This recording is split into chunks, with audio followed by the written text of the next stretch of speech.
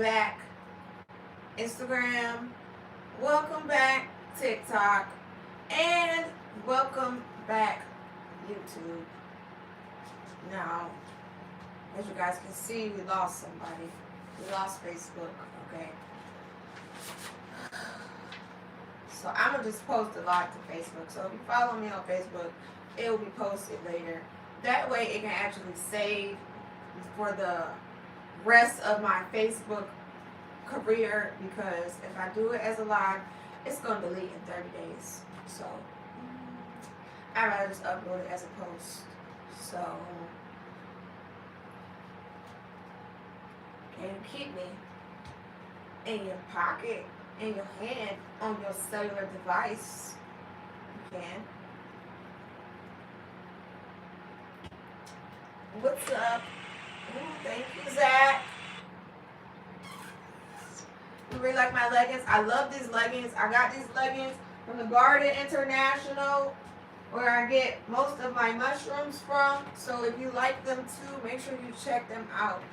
The Garden International. They are tagged in a couple of my videos too, but make sure you follow them on Instagram. Go to their website. I got some black and white ones like this too.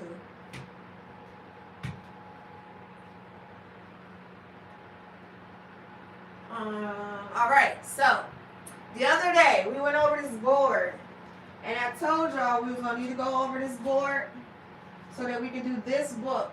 Okay, we are here now. If you didn't get your birth chart, we are here now. All right, I'm gonna give you 2 minutes to get your birth chart together, and then we're gonna dive into the book. So if you need help getting your birth chart, let me know now. Otherwise, you might just want to come another live, because the rest of the live is going to be extremely confusing.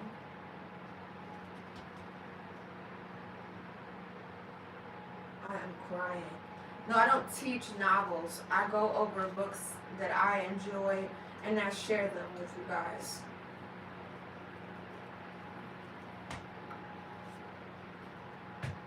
You need help with your birth chart? All right. So, if you have the day you were born, the time you were born, and the place you were born, you can get your birth chart. So basically what your birth chart is a screenshot of the sky when you were born. It will tell you where all of the planets were at in the sky, which section of the sky they were at, and which sign was ruling that sign. So when they tell you, that your sun is in Aries, that just means that's where the sun was at. The section of the sky where your sun was at, Aries was ruling at. It don't tell you which house it was, though. It don't tell you where the other planets were at. So you need that information for this book. So you can either go online and type in birth chart generator if you have that information, and you can type it, and multiple websites will give it to you for free. You can download apps. If you have iPhone, I recommend downloading Numerology and Astrology. Who was sending me all them gifts? Thank you. Mello. Thank you, Mello. It's called Numerology and Astrology. It's green in the App Store. It does give you your numerology and your astrology, which is why I highly recommend it. So I'm going to give you guys a few seconds. If you have Android, it's the Play Store. Go in the Play Store and just look up an astrology app. I don't have one to recommend because I don't have Android, unfortunately. But if anybody in the chat has an Android and somebody needs an Android recommended app, can y'all please put it in the comments?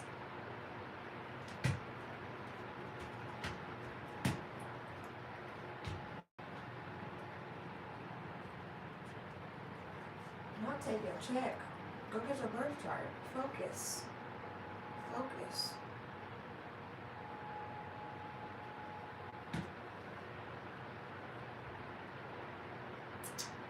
No, I don't do private sessions.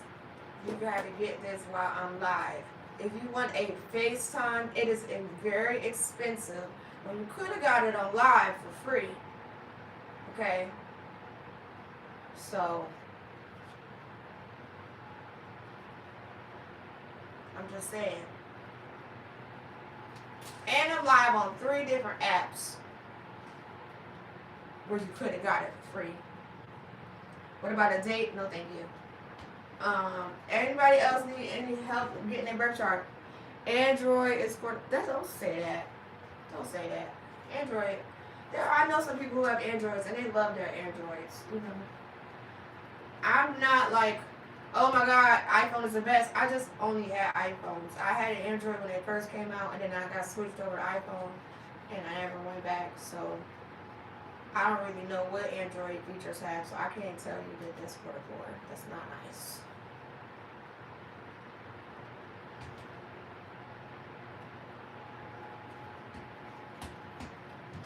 How expensive is it? You worry about the wrong thing. Right now it's free.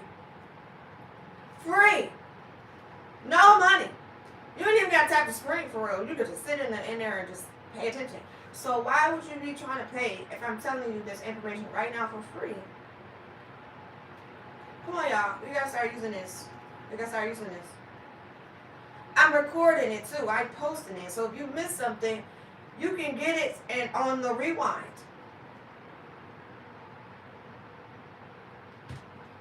I am being nice. I'm being honest. Listen, I'm blunt. I am very blunt. We're gonna go over that. We're gonna go over my bluntness, okay? But that's not being mean. That's being direct. This is free, so I would like you to participate now for the free.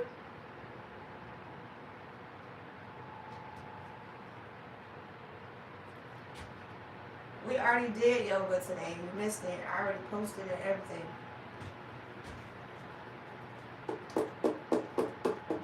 Thank you, Rodney, for the hundo. All right. Today's book is Astrology and Shadow Work. So you need your birth chart, okay? Like I said, if you don't have your birth chart, I promise you this is not going to be live for you. You might as well just see what else is on your timeline because you're going to be like, what? Wait, hold on.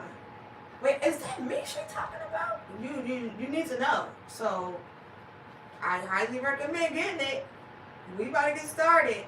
I was supposed to do this live a couple days ago, so some people are already ready. They've been ready. They've been waiting on me. I'm trying to get all y'all together too. Okay?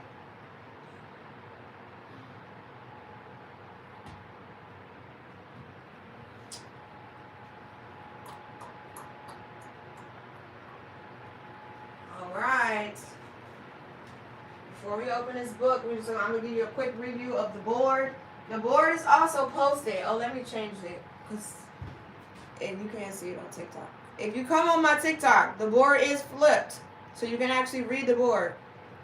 If you are following me on YouTube or Instagram right now, there is no option to mirror the board.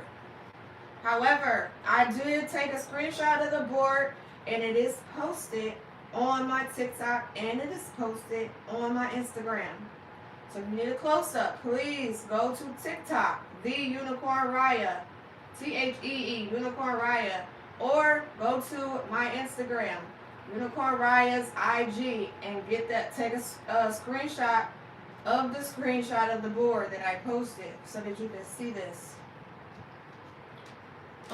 If you are on TikTok right now and you want to take a screenshot of the board while I'm not standing in the way, you can go ahead and do that.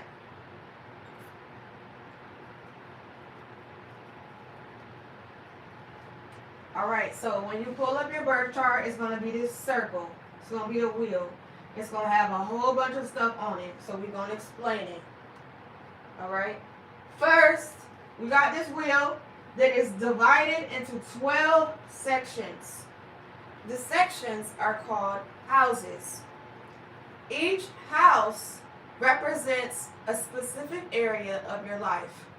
So depending on what sign is ruling that house and what planets are in that house, that means something. It also means you came into this world with stuff you was going to have to fix. Hence our shadow work. Okay? So this book is going to tell you specifically by your placements what you should be working on this time around. So again, I highly recommend that you get your birth chart. I do not put any nail polish on my toes or fingernails. It's poison seeping into your bloodstream. But do not get me sidetracked. Okay? The first house of your birth chart is the house of self. And we're going this way. The second house is the house of money and possessions. The third is communication. The fourth is home. The fifth is creativity and sex. The sixth house is service and health. The seventh, partnerships and marriage. The eighth house, death and regeneration. The ninth house, mental exploration and long distance travel. The 10th house, career and public standing. The 11th house is friends, hopes, and wishes, followed by the 12th house, which is secrets, sorrows, and self-undoing. Now, if we look down here at the signs, we will see that this first house of self, Aries, is also the house of self. Now, this may change for you depending on your ascendant, okay, your rising sign. This may not be Aries for you. All that means is that this is still your house of self. You just don't have Aries tendencies in that house, all right? So the signs, Aries stands for the self, Taurus, personal possessions, Gemini, self-expression, Cancer is home life, Leo, personal pleasure and creativity, Virgo, work and self-improvement, Libra, partnerships, Scorpio, legacies and shared possessions, Sagittarius, philosophy and higher thinking of expression on a wider level, Capricorn is public life, Aquarius, hopes and ideals on a larger scale, and Pisces, dreams and self-delusion. So just from looking at your chart, you can see which houses, which energy is going into which house's energy, just off at a glance, if you know what the house, the sign symbols are going around the circle.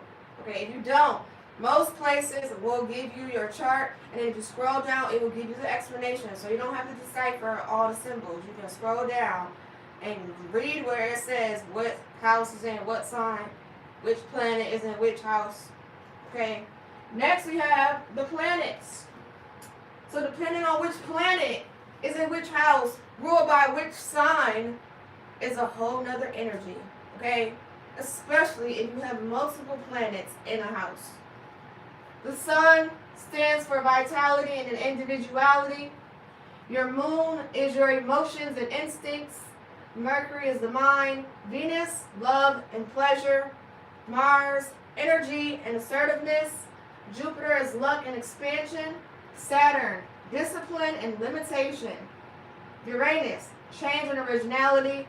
Neptune, spirituality and illusion. And Pluto is transformation. All right. Also, these signs have attitudes to them. All right. We have our cardinal signs. They are initiator signs. So if you have any signs that are Aries, Cancer, Libra, and Capricorn, those are the cardinal signs.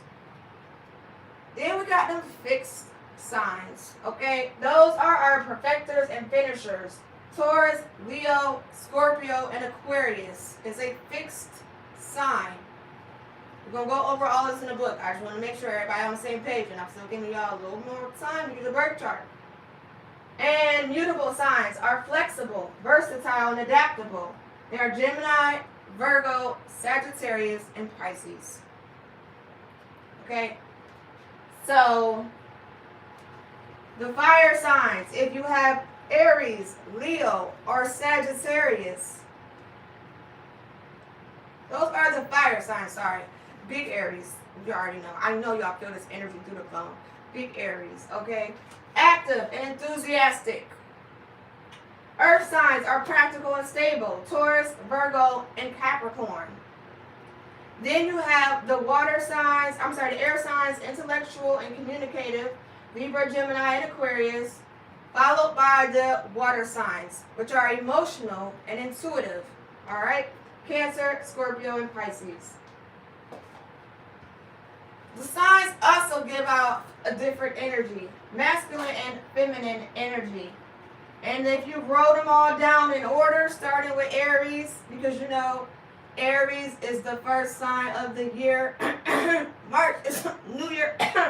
Okay, Aries is a masculine sign, Taurus, feminine, Gemini, masculine, Cancer, feminine, Leo, masculine, Virgo, feminine, Libra is masculine sign, Scorpio is feminine, Sagittarius, masculine, Capricorn is feminine, Aquarius is masculine, and Pisces is a feminine sign.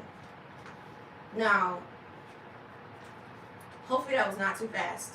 If it was, we already covered all of this on the live from a few days ago, so make sure you look on every one of these sites because I posted it. So if you need a recap on all of that, let me know before we get started into the book.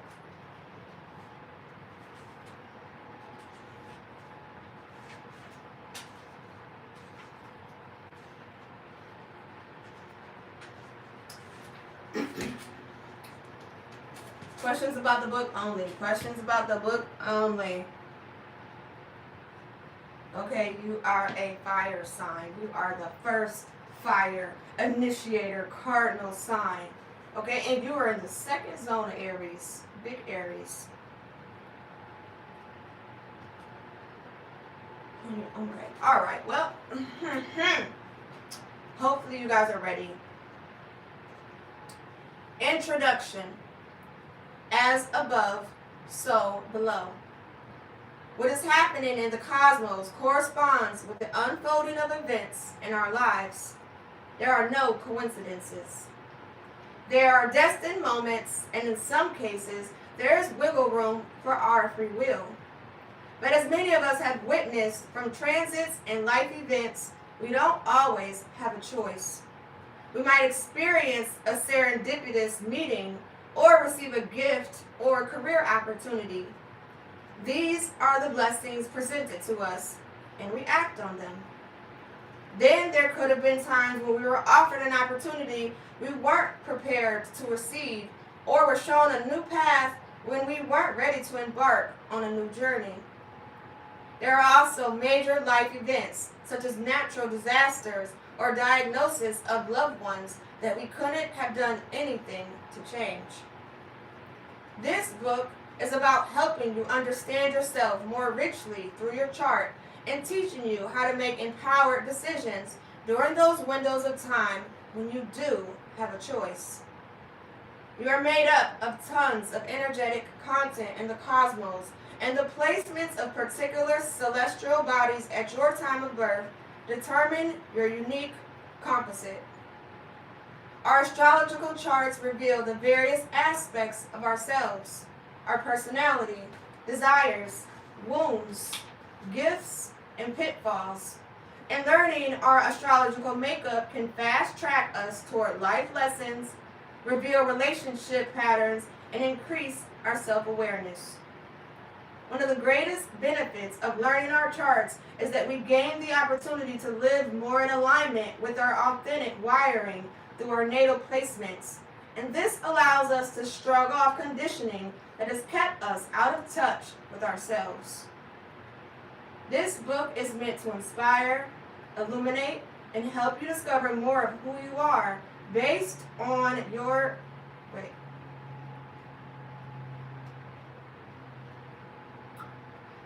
your chart signatures and the gifts divinely planted there.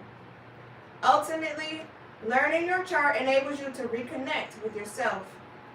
When we lose sight of who we are, our charts have the rare ability to hold up a mirror and remind us. This book will help you use your chart as that mirror. In addition to being a rich field of study and science, there can always be an intuitive element in our interpretations.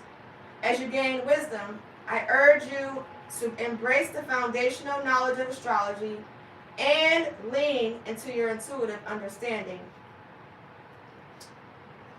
Where we're venturing. While this book will demystify some key elements in your chart, such as the meaning of your moon sign, abundance signatures, and partnership prerequisites, and you will learn to decode some basis of this cosmic language, you can best interpret your natal chart by considering how all parts form the whole. We identify more of our traits by learning about all these components in our charts.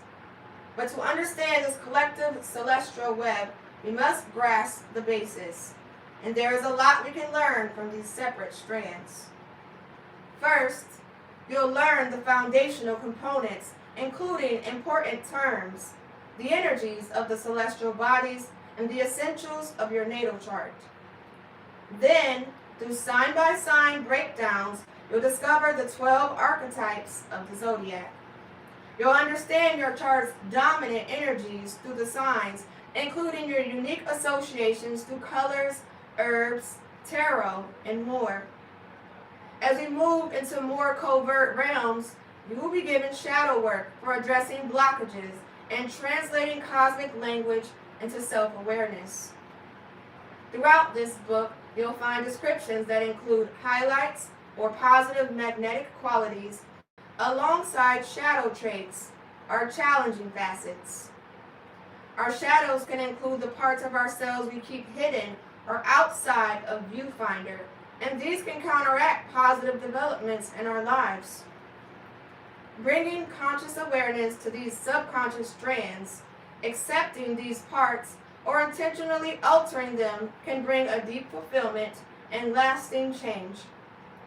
While there's no use in vilifying these characteristics that are a part of the full range spectrum of a sign, the conscious healing of these traits is called shadow work. Ultimately, shadow work involves awareness and integration, and it can help you make more empowered decisions.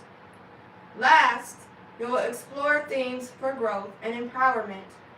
These include natural blessings and gifts through Jupiter, resilience indicated by Pluto, and how the nodal placements tie into our soul's purpose for a more aligned, fulfilling life.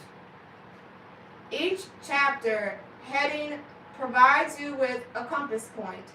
For example, if you are curious about the transformative healing traits of Chiron or the sign of Scorpio, you can navigate and learn at your discretion. However, the intention of this book is to provide a rich, holistic awareness to your astrological blueprint. You will learn to bridge the gap between your astrological wiring and practical well-being so that you can heal, transform your life, and thrive. There is no hierarchy of better or worse personal astrology, meaning no placement or sign is superior. Even the more challenging combinations of energies and harsh aspects provide us with gifts. However, we each have indicators of behaviors that are more accessible and those that can prove more challenging. For example, if you have multiple planets in one sign, that sign's energy can be a theme in your life and easily accessible to you. In contrast, signs with no placement, no planets or placement might be more difficult for you to access and understand. Someone with a stellium, 3 or more placements together, in Leo, could access their creative talents and express their heart-led passions readily. A person with no placements in Aries or the first house may have challenges focusing on their personal life and personal development journey. Our charts clue us into our natural gifts and which areas of life have hurdles to overcome. What you'll need. Before venturing forward, you'll need your chart. You can find your chart online at astro.com, generated in the Time Passages app, or have one provided to you by an astrologer. You'll need the accurate date time, and place of your birth. An accurate birth time is valuable since this determines our rising sign, impacting the placements of the planets throughout our houses. While that might not make sense now, it will prove to be important. Also, be sure that Chiron, the asteroid, is visible in your chart. While there are multiple house systems, the one we're working with throughout this book is called Placidius. This is the most common and may be your resource's default setting. But if you're prompted to choose, that is the one you'll want to pick. Once you have your natal chart with this valuable information, you're set. My celestial journey. Astrology was a tool that helped me find nourishment and healing. As I was learning to translate this language of the sky, I gained awareness of the pieces of me I'd overlooked, and I saw where my assets and passions aligned. Preceding my journey of cosmic curiosity, my grandmother was an astrologer, and she hand-drew natal charts. I'm in awe of her ability to navigate this information without the support of today's software. She left an incredible gift in the form of 3 generations worth of birth dates, times, and coordinates. While I didn't have the chance to learn from her, astrology felt like a language that had once been native. Investigating my chart and learning the fundamentals required research, but I quickly embraced it and interpretations clicked. With time and practice, I became a consulting astrologer for publications with upward of 50 million monthly readers, echoing my grandmother's published horoscopes during the Mad Men era. I found satisfaction by reflecting insight to others during one-on-one readings of their cosmic blueprints. Like many astrologers, I imagine that I'll be a student of the stars for life, and I'll continue witnessing glimmers of new insights as various life events unfold. In addition to better understanding myself through my chart and experiencing multiple eureka moments, I started to value divine timing, or the cosmic windows of opportunity provided by the transits. I grew conscious of my connection to a plan and universal energy greater than myself. Seeing this intertwining of our free will and divine destiny was simultaneously humbling and empowering. And this, along with the blossoming of self-mastery, is what I wish for you to find.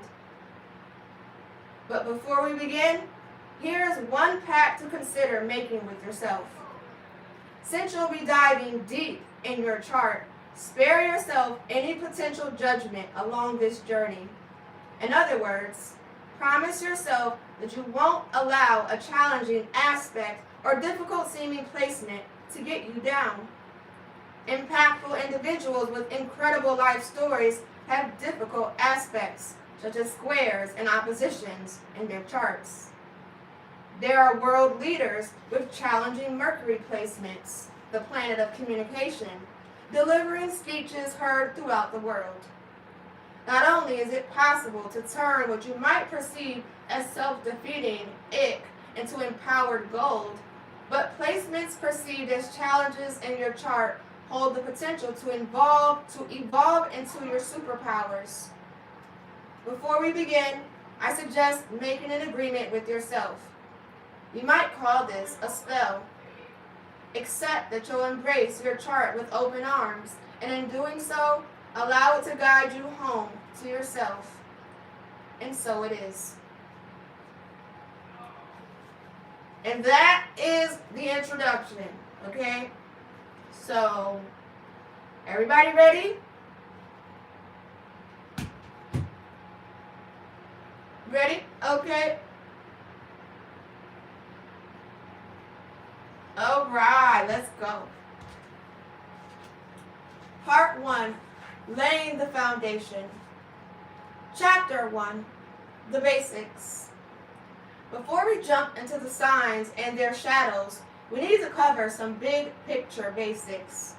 If you look at your birth chart and think, I don't know what I'm looking at, don't worry. Throughout part 1, we'll dive into the meanings of your chart's symbols and some foundational terms.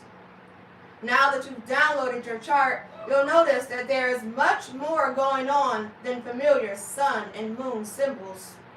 Each of us is a complex compilation of many types of energies. Every symbol and its placement offers us clues about who we are. In this chapter, we'll start our learning by zooming out to see the big picture, exploring the elements and modalities.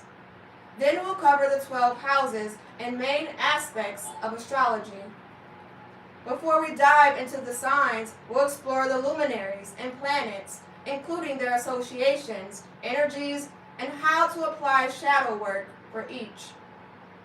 All this foundational information will enable you to zoom in and interpret more specific, unique details within your chart. But for now, the basics. The elements. There are 4 elements in astrology, and each sign embodies one of them. From the densest to the lightest, the elements are earth, water, fire, and air. Depending on which element dominates your chart, you can get an idea of how comfortable you are with change and how you relate to others. Understanding the elements will help you see your patterns and embrace your natural talents. Earth. The earth signs are Taurus, Virgo, and Capricorn. While each earth sign is different, they're all grounded and practical in nature. They are perceived as stable, predictable, and materially focused. Earth energies is tied to money, the physical world, and energy exchanges, and is therefore associated with the suit of pentacles in tarot. Of the tarot 4 suits, pentacles, swords, cups, and wands, the pentacles are the most tangible and impenetrable item. The nature of the pentacle mirrors the steadiness and reliability of earth signs. Earth signs benefit from opening to shifts in their routine and trying new things. And this can be embodied through aiming high into an airier realm. They can utilize air's lighter density to open their different perspectives. Diving into the unseen through spiritual practices can balance their natural focus on the concrete world. Those with less earth energy in their charts benefit from incorporating intentionality, grounding, and stability in their daily lives. Water. Cancer, Scorpio, and Pisces are the water signs. Water signs are emotionally connected, intuitive, and sensitive.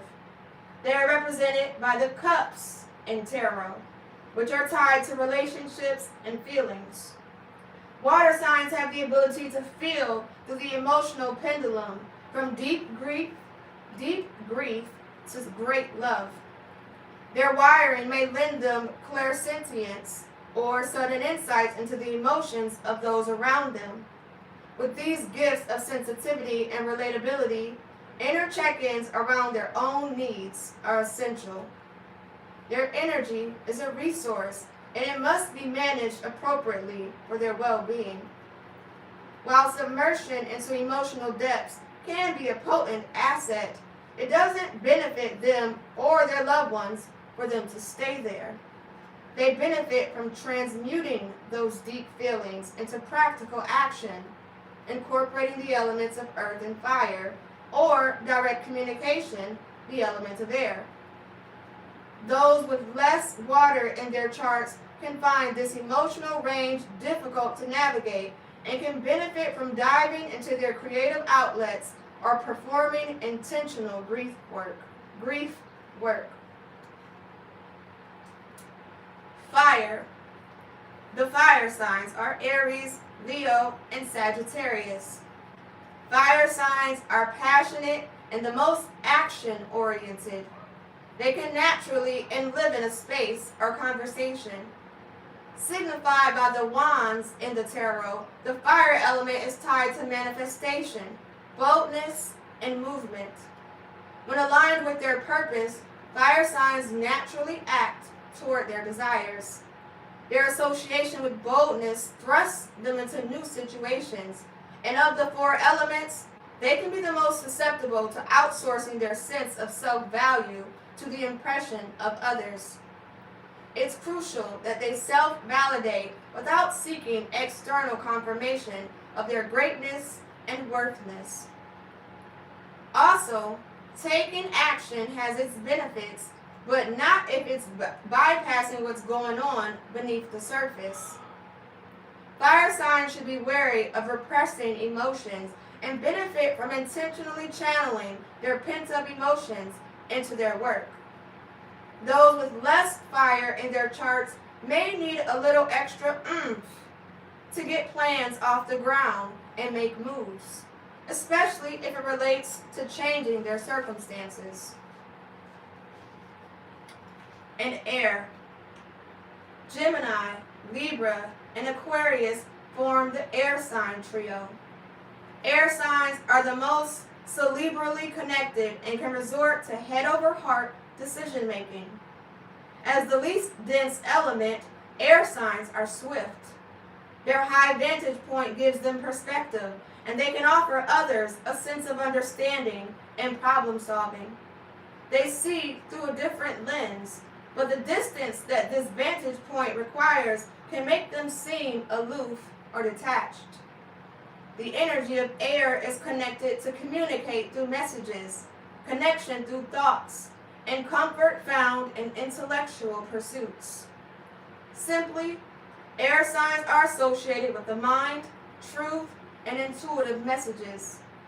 While air signs must embrace their rational and analytical minds, they must also recognize how comfortable they are spending time in their heads and avoid overthinking. The thought loops don't serve them, and dwelling is unlikely to determine outcomes. Air signs benefit from surrendering to the present moment and abandoning their worries of the past and future. Those with less air in their chart can benefit from intentionally mapping out various competing perspectives and expanding their outlooks beyond their comfort zones. Applying the elements. As you learn your chart, pay attention to which signs and their elements have placements. Placements are indicated by the icons sprinkled throughout your chart, and for our uses in this book, the term placements includes planets, the asteroid Chiron, and other points, including the ascendant and the nodes, which we will discover in later chapters. Notice how many placements you have in fire signs, water signs, etc. Which signs and elements appear to have no placements? You might find that your planets equally spread across the different elements in your chart, but one element is often underrepresented in a chart. If this is the case, you might find yourself craving the energy of that element or sign. For example, if you have little water energy in your chart or minimal placements in water energy, you may crave being near water and benefit from doing intentional emotional therapeutic work instead of thinking about or suppressing your feelings. Now, notice the dominant elements that show up in your chart. These are the signs where you have many placements, and the themes of these elements are easily at your disposal. For example, if you have a lot of placements in air signs, your life themes will revolve around mental strategy, communication, and imagination. These themes will come naturally to you, and as you are simply utilizing your dominant elements in your everyday life. Therefore, you will witness those as personal strengths and may benefit from intentionally incorporating any underrepresented elements. the modalities. There are 3 modalities or qualities for each of the signs: cardinal, fixed, and mutable. Like the elements, the modalities reveal how we feel most comfortable navigating our lives and relationships, and they show us our relationships with a turning over of life's seasons. Cardinal energy offers initiative. Fixed energy is stagnant or reliable, and mutable energy gives us the capacity to shift and adapt. We need each of these to take meaningful action in our lives. There are 4 signs associated with each of these energies, and each of these modalities has light and shadow traits. Let me close the door real quick.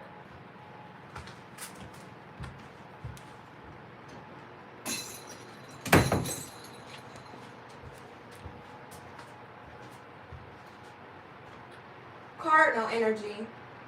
The cardinal signs are Aries, Cancer, Libra, and Capricorn. Cardinal's energy motto is, let's get it started. They are comfortable making decisions and taking action and can be well connected to their drive.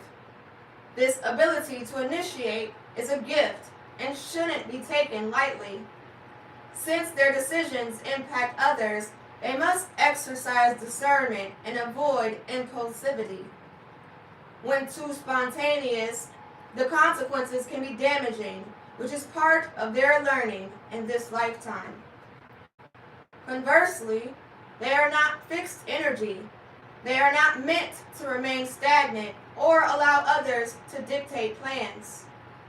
Balanced, mature cardinal energy will selectively initiate and move with considerate intentionality. This ability contributes to their leadership skills, and others can look to them to navigate groups. In addition to using thoughtful judgment, cardinal signs benefit from collaborating and understanding the vantage points of others. If you have a lot of cardinal energy, you are meant to initiate projects, start trends, and get things off the ground. You might not be the person following through on the project, and that's okay. It's important to consider what is needed and lacking in the world and listen to your inner wisdom for what you want to create. For guidance, notice what naturally excites you and where you're stirred to contribute. You are not meant to follow the crowd. You are meant to lead them. Fixed energy. The fixed signs are Taurus, Leo, Scorpio, and Aquarius. Fixed energy's motto is steady as she goes. They are inclined to make stable decisions and play it safe. They take the baton from cardinal energy and move with consistency and persistence along the path in front of them. Their strength is staying the course. Their strength in staying the course can become incredible manifesting energy, as their gradual effort can result in rewards. However, they can be rigidly adverse to change and benefit from incorporating flexibility into their plans. This inherent strength of dependability can result in the digging in of heels if they aren't careful. For their growth, those with strong fixed energies benefit from inner check-ins around their rigidity. Consistency comes naturally, so monitoring this and surrendering rigidity will enhance their relationships. The fixed signs are learning the art of surrendering to the universe and divine timing. They are learning the lessons of opening up to transformation, as well as the benefits of cutting their losses. Most of all, they are detaching their sense of self-value from perceived loss and inevitable change. If you have a lot of fixed energy, you are here to provide foundations and stability. This gives grounding and predictability to your partners, colleagues, environment, and yourself. Since both cardinal and mutable energies involve movement, you are here to counterbalance those energies and remain on course. And when it's appropriate, embrace surrender. Mutable energy. Gemini, Virgo, Sagittarius, and Pisces make up the mutable signs. Mutable's energy motto is, let it flow. Mutable signs are the most flexible to change. This is reflected through the seasons, as every equinox occurs at the culmination of mutable seasons, transiting into the start of cardinal seasons. As the equinox marks summer's transition into fall, mutable Virgo season culminates as we shift into the cardinal season of Libra. As the most adaptable modality, mutable signs are riding the wave of unpredictability and adventure. In relationships, they bring natural flexibility to the table. They must be careful, as this adaptability may make them susceptible to overwhelm or overriding their plans for others' needs, leaving them feeling resentful and disconnected from themselves.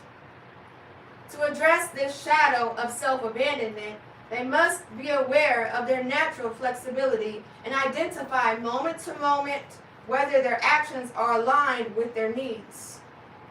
They should avoid domineering relationships and benefit from incorporating focus and grounding into their plans. They benefit from recognizing the gift of their flexibility and directing their intention into projects aligned with their desires and relationships aligned with their values. If you have a lot of mutable energy, you are meant to shift, and this causes changes in relationships in your environment. You can activate a new path for others or offer a fresh perspective, and your malleability can help transmute existing systems through periods of evolution. You are capable of inner transformation too, and at times will need to incorporate stability and grounding into your routine. You are a change maker, and instigating cultural or personal shifts may happen in unconventional ways. The overarching energies. The 4 elements and 3 modalities are basic but necessary, allowing you to understand the qualities of signs before you learn them individually. Let's tackle on the houses to provide meaning to the visible framework of your natal chart. And that is the end of chapter 1. Any questions?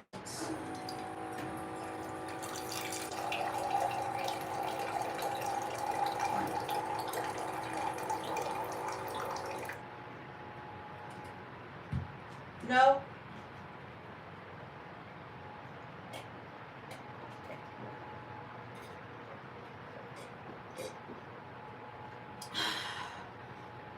I'm sorry. Any questions about the book?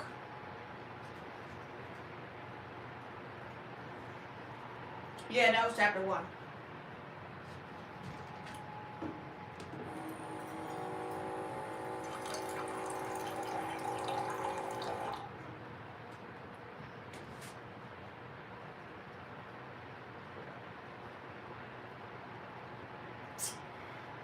No, it's not a BBL. I'm all natural.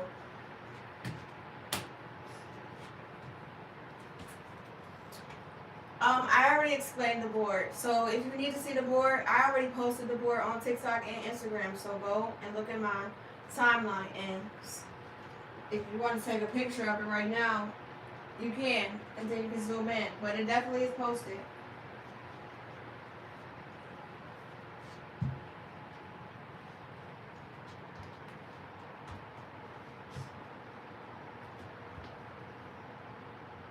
Can I read facing the whiteboard? I cannot.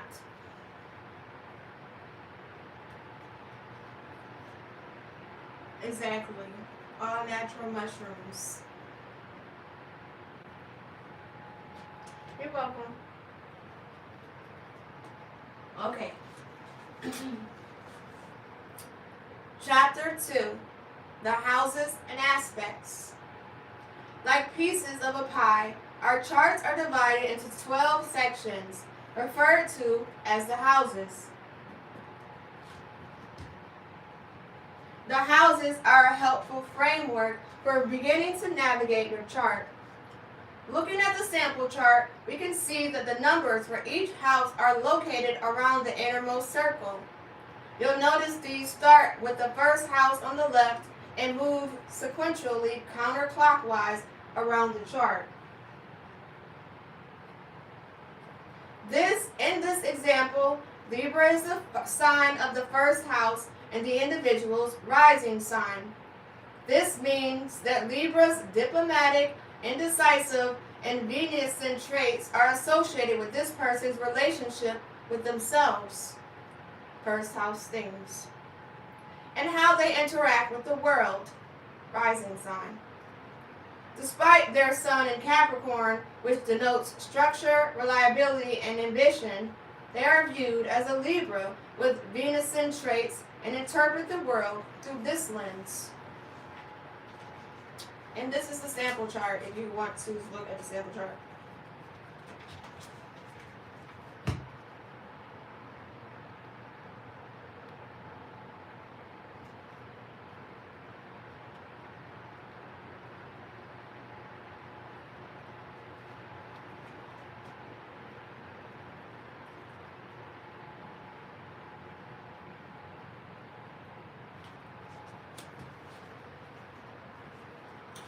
Each house is associated with different things, and the signs associated with each house in our charts lend greater insight into how we approach the house's themes.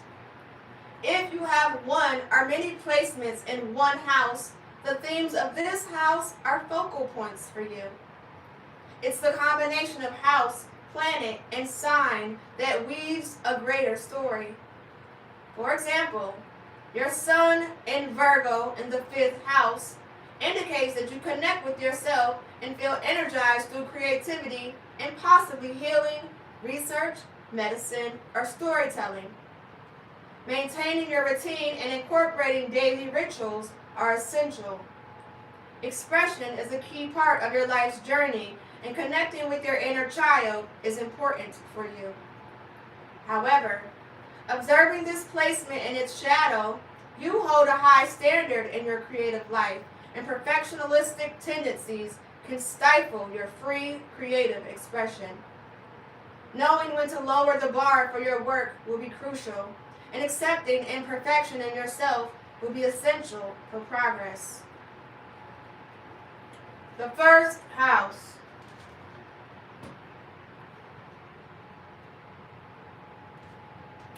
The first house is associated with the self and the physical body. Outside of the first house, we begin dealing with things, people, and concepts outside of ourselves. But the first house is intentionally self-focused. It can reveal aspects of our appearance and our sense of identity. Since the sign of our first house is our ascendant, this sign reveals how we interact with the world and how others perceive us. The best way to work with the first house is through gaining self-knowledge or personal development work. The shadowy trap of first house energy can be self-absorption or disconnection from our sense of self. This can happen when there are challenging or multiple energies in the first house, which we'll cover later in this chapter. Each house has a sign associated with it, even if these don't correspond with your chart.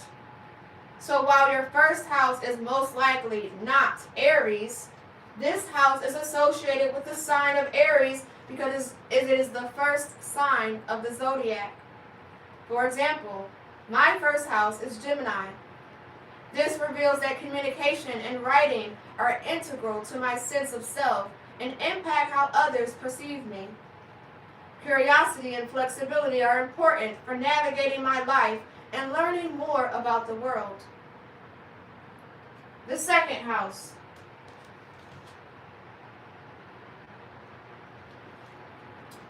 This house themes include finances, assets, personal values, and self-worth. This house clues us in on information regarding our personal possessions, but not our combined assets with others. In addition to resources, it reveals our relationships with our energy and time. The best expression of second house energy is resource management and self-love. The shadow of the second house is greed, low self-worth, and poor management of time and resources. This house is connected to the sign of Taurus. The third house. This house is connected to themes of communication, mental processing, and local community. Here we can learn about our immediate surroundings, such as our neighborhood, as well as our siblings. The third house shows us how we process information and connect with others. Positive third house energy manifests as harmony in our community and skills in our communication. Challenging energy in the third house can cause miscommunication, disturbances in our community, and disconnection with siblings. Examples of challenging energies here include feeling restricted in communication with the confining nature of a Saturn placement or fiery aggressive communication with Mars. These placements in the third house can also represent more difficult times in our elementary school years. The positive expression of third house energy are connection and curiosity, and the shadows are overthinking and gossip. Gemini is the sign associated with the third house. The fourth house.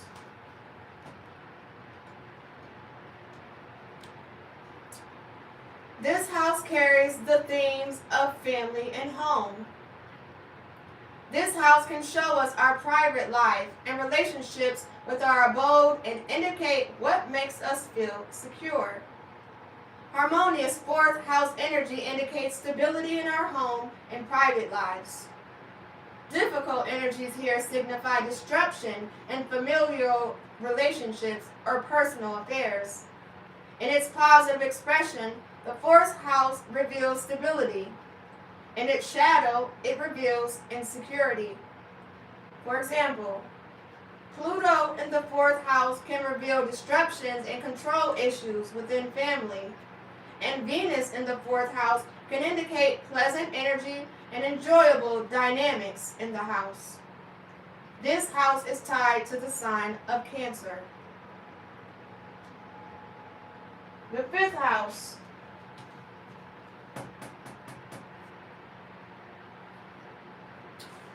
This house themes are children, pleasure, dating, and creativity. This is one of the houses that reveal artistic abilities and can show how we have fun. Self-expression, romance, and relationships with children, as well as our inner child, are found here. The best manifestation of the fifth house indicates ease and self-expression, powerful creativity, and pleasurable friendships and dating lives, which could be revealed through Jupiter or Venus in this house. Difficult fifth house energy, such as the presence of Pluto or Saturn, signifies strained relationships or disconnection from our joy, pleasure, or creativity. The most positive embodiment of the fifth house is healthy self-expression, and its shadow trait is vanity or muted expressionness. This house is connected to the sign of Leo.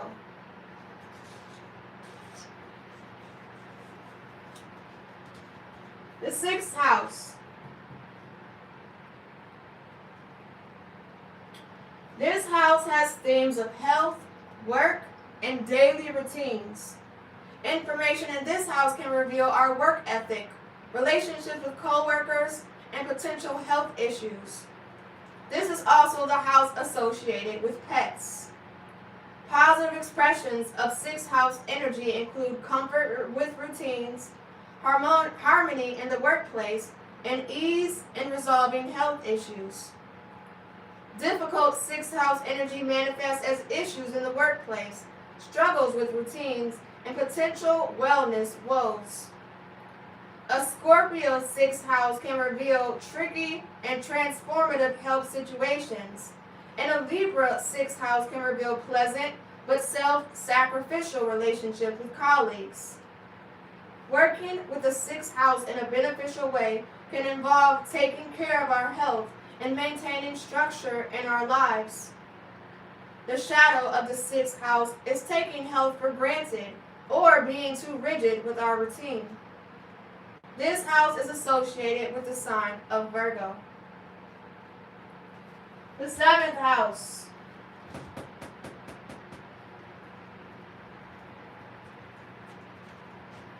This house's themes are partnerships and marriage. This house is where we find relationships that are typically non-familial by birth and can reveal marriage contracts, business agreements, and close relationships. A constructive embodiment can indicate pleasant relationships or marriage, which can show up through Jupiter or Venus in the seventh house. A challenging expression of the seventh house signifies struggles in relationships, including romantic or business partnerships. This challenging expression could be shown through Pluto or Mars placements in the seventh house. The positive side of the seventh house involves interpersonal harmony, and its shadow involves disagreement, people-pleasing, or lack of compromise. This house is tied to Libra. The eighth house.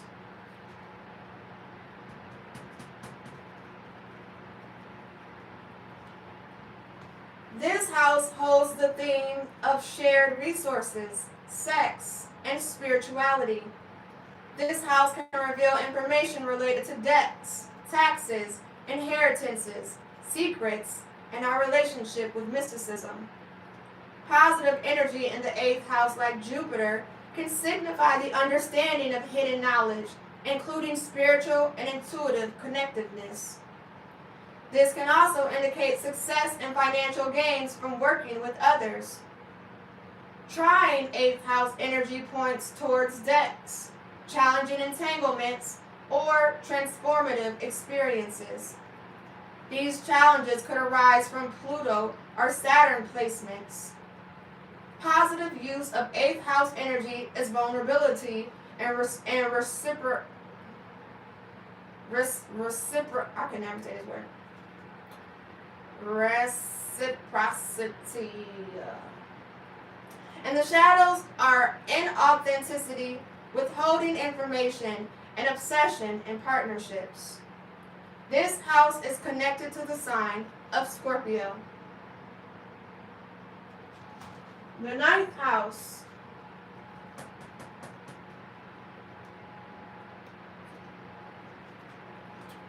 This house has themes of higher learning, religion, philosophies, and beliefs.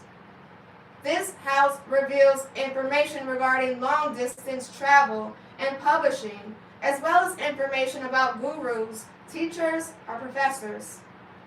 Pleasant ninth house energy can indicate finding meaningful mentors and educational opportunities, or the ability to become an impactful teacher or guide. Some ways this could manifest are through a Leo ruled ninth house, or from Jupiter placed here. Challenging ninth house energy signals difficulty with higher systems of learning, hurtful or ineffective mentors, and strains in teaching others. Having Aries ruling the ninth house or Pluto in the ninth house could connect to these challenging experiences. Positive ninth house energy manifests as the exploration of ideas in faraway places, and the shadow is in the know-it-all. This house is connected to the sign of Sagittarius.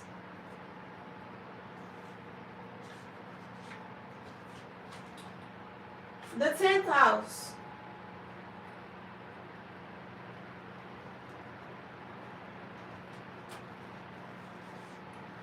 This house has themes of career and reputation, and it indicates information related to our legacy. The 10th house opposes the 4th house of our private lives and represents our public life. Public status and recognition are revealed here.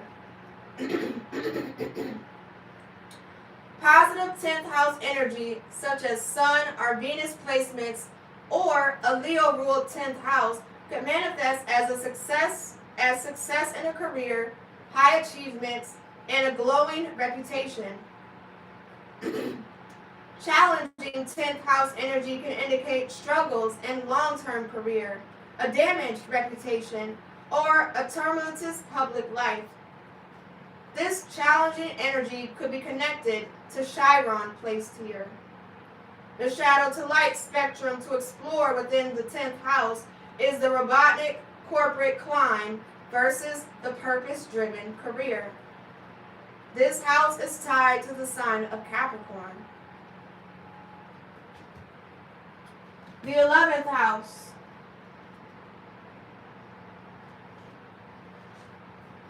This house encompasses friendships, technology, and long-term gains. This house shows our connections with like-minded people, including acquaintances. It can reveal unconventional thoughts or innovative aspirations, and is the house of astrology. Elevated expressions of 11th house energies include meaningful friendships, long-distance connections, and opportunities through technology. These expressions might happen from Venus here, or Libra ruling the 11th house. Difficult 11th house energy can manifest as travel complications, friendship difficulties, or technical issues. This could be expressed through Uranus or Neptune here, or through an Aries 11th house. The light to shadow spectrum for the 11th house is connection over ideas versus subscribing to groupthink. This house is tied to the sign of Aquarius. And finally, the 12th house.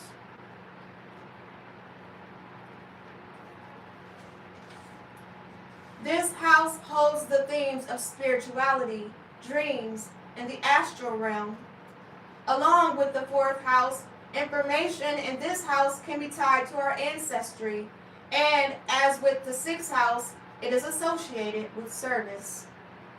The 12th house is also tied to addictions, self-sacrifice, mental health, and hidden enemies. Significant 12th house energy may indicate repeated needs to surrender. Beneficial expressions of 12th house energy might be spiritual enlightenment, dream awareness, astral connectivity, and healing community. This could be tied to Jupiter or the Sun here. More difficult expressions of 12th house energy can be rumination, isolation, and struggles with mental health. This could express through having Chiron or Pluto placed here. The light to shadow spectrum to explore with the 12th house is solitude and renewed versus isolation and escapism. This house is connected to the sign of Pisces. Houses in your chart. The houses reveal the sections of our lives that will require greater focus. Through planets, luminaries, and asteroids sprinkled throughout, the houses paint a picture. Note which houses you have lots of placements or activity within. Investigate the themes of these houses and which events have transpired in these facets of your life. For the most part, an empty house indicates that the house's themes may not be major focal points in your life. The themes of an empty house might be more like supporting roles, whereas houses with placements, especially mini planets or a stellium, are the leading players in this lifetime. If you'd like more clarity of your empty houses, look where its ruler, Mars, and its aspects are in. In this example, where Mars is in this person's chart can provide clues around the 11th house of themes, 11th house themes of friendship and technology. Here's another general way of looking at the houses. While others can play minor characters, houses 1 through 6 are personal houses.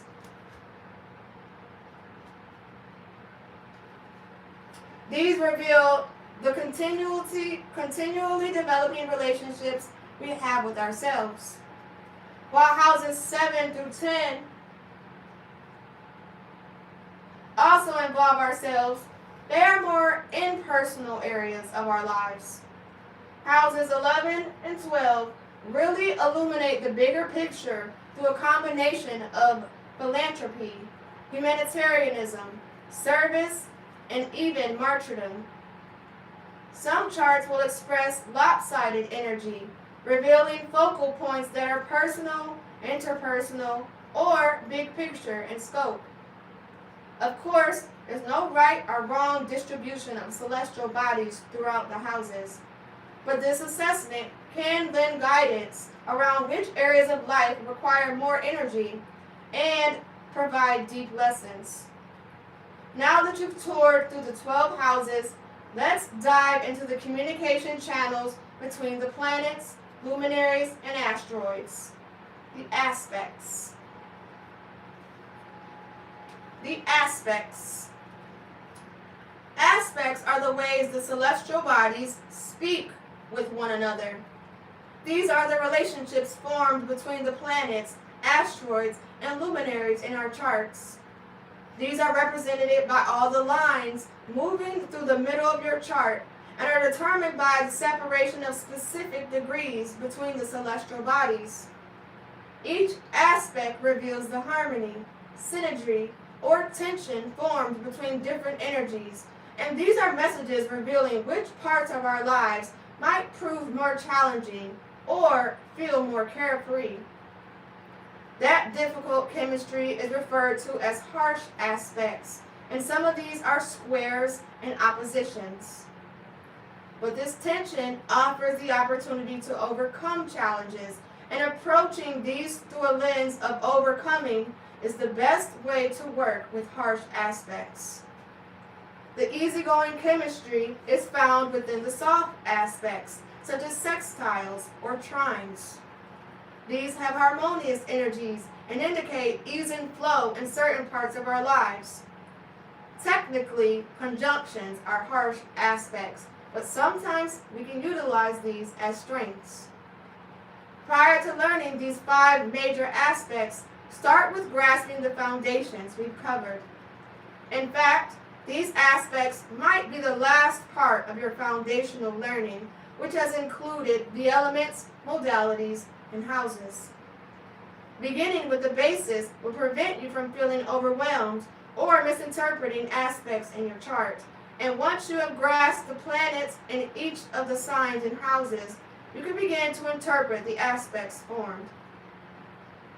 This will allow you to combine those compartmentalized pieces into a larger story.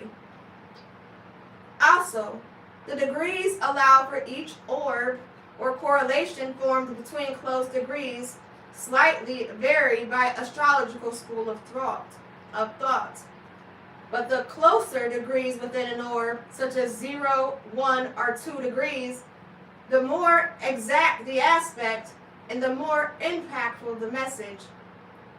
Harsh aspects reveal areas of life that challenge one another, and keeping this in mind can help us navigate scenarios more intentionally. For example, with placements in the 4th house of family, square placements in the 7th house of marriage, conflicts can be expected. But at times, interactions can be intentionally dodged, or you can prepare to navigate disagreements. Overall, when applying shadow work to the aspects, the goal is to attempt to harmonize the difficult aspects and embrace the harmonious ones. Conjunction. Points in exact conjunction are at a 0-degree angle from one another, resulting in the closest aspects formed.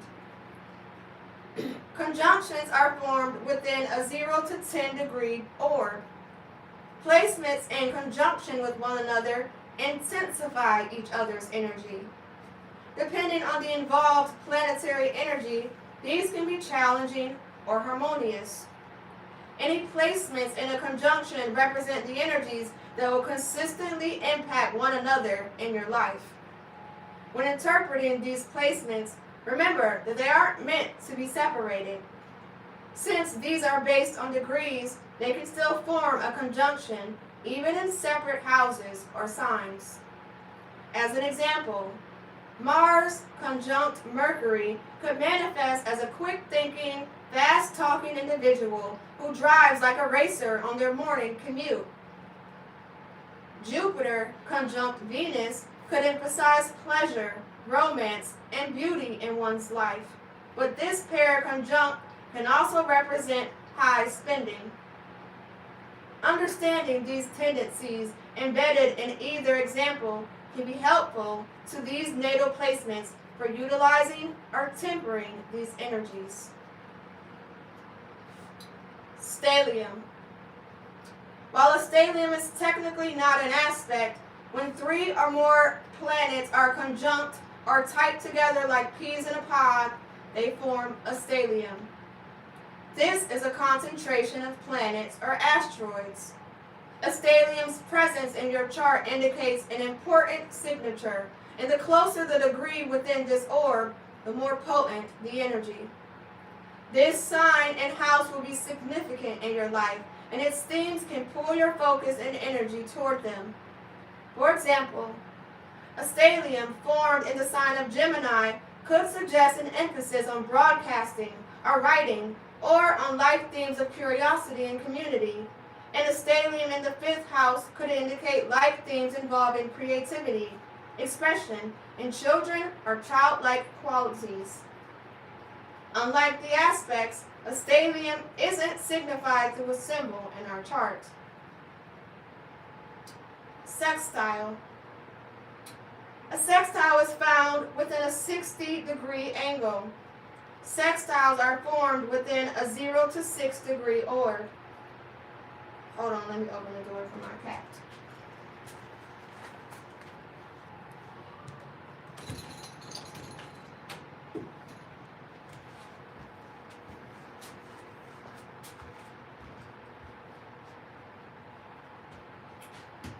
A sextile is a harmonious aspect of energies that are supportive of one another. Each sign has 2 opportunities for sextiles, found 2 signs away in either direction. For example, if Jupiter sextiles Venus in your chart, this could suggest ease with money making or abundant opportunities for love and dating. Themes of money, beauty, or charm could be accentuated. As another example, if Uranus forms a sextile with the moon, there is a relationship between one's emotions and potential volatility. To work with this placement, the person would want to be intentional with healing and honor feelings as they surface. A trine. This aspect is found within a 120-degree angle. Trines are formed within a 0 to 8 degree orb. A trine is a strong, positive aspect forming this bond between 2 energies. Trines tend to be tied to luck and are formed between placements within the same element. So, as a sign, Taurus trines both Virgo and Capricorn. As an example using planets, Mercury trine Neptune emphasizes dreamy and creative communication that can be tied to one's spiritual life. Pluto trine the Sun could give an empowered boost to personal expression and confidence, but it could require tempering of control within one's environment or criticism around oneself. A square. As the name suggests, this aspect forms a 90-degree angle. Squares are formed within a 0 to 8 degree orb. As one of the most challenging aspects, a square indicates conflict, energies that do not see eye to eye and strife and stifle the needs of the other. These occur between signs with the same modality. Aries squares Chiron in Cancer. For example, Moon square Mercury presents challenges with understanding and communicating feelings. These two energies, involving emotions and sharing, are at odds and can cause struggles for this individual. Relationships can require deliberate effort to clearly express and process emotions with others. Opposition. This aspect is formed by a 180-degree angle. Oppositions are formed within a 0 to 8-degree orb. As another challenging aspect, an opposition suggests tension between two or more energies.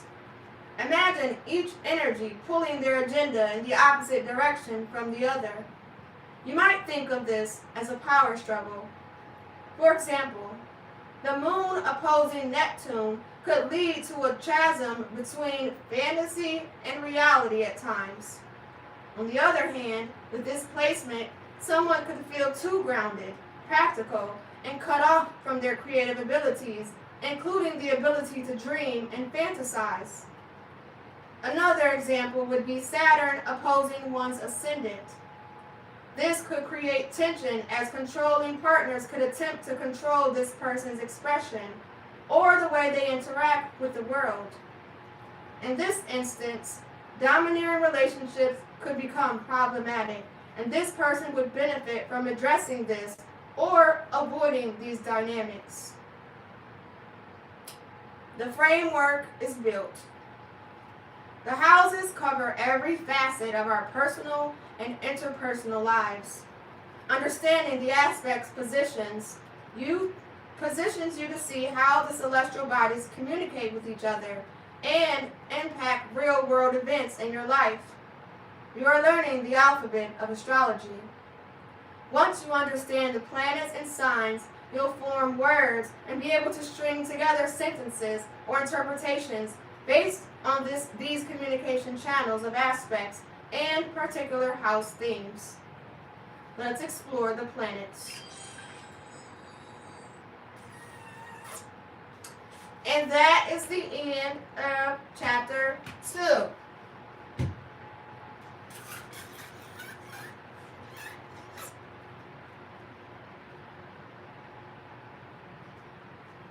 Hold on, let me get some water. Any questions about the book?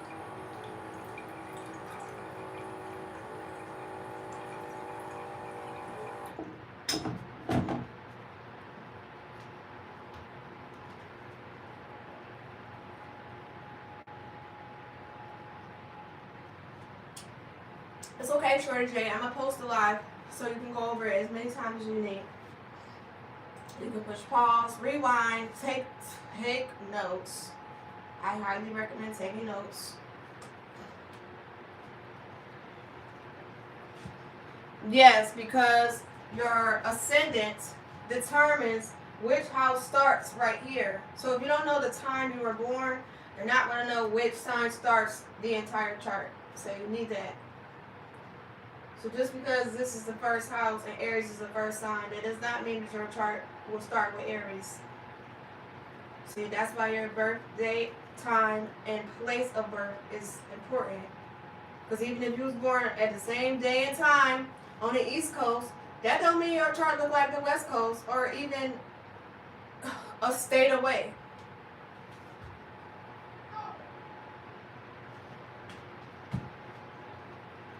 Okay, period.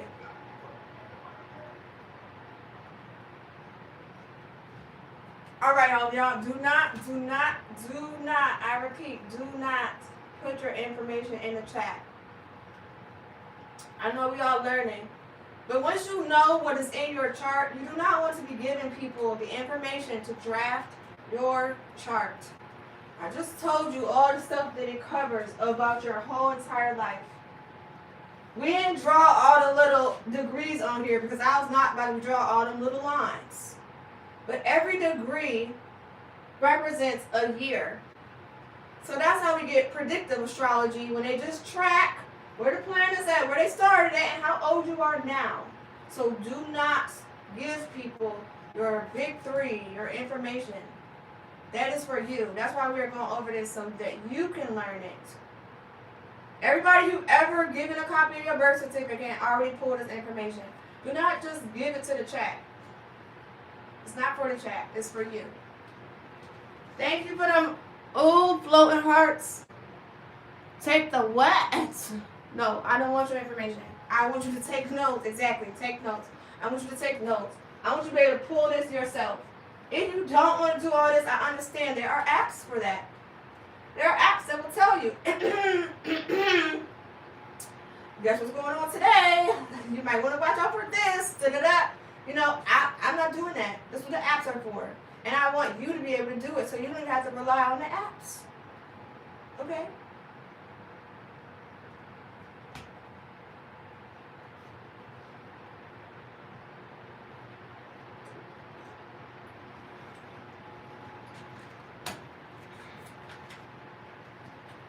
All right. We're going to do one more chapter, maybe two more chapters. Okay, one or two more chapters, so that we can finish up part 1 of the book to get to part 2. So I'll see how we feel after this next chapter. Okay? Thank you everybody for the gifts. I see y'all gifting. Thank you for the gifts. Thank you for the tap. I see y'all tapping. Thank you for the follows.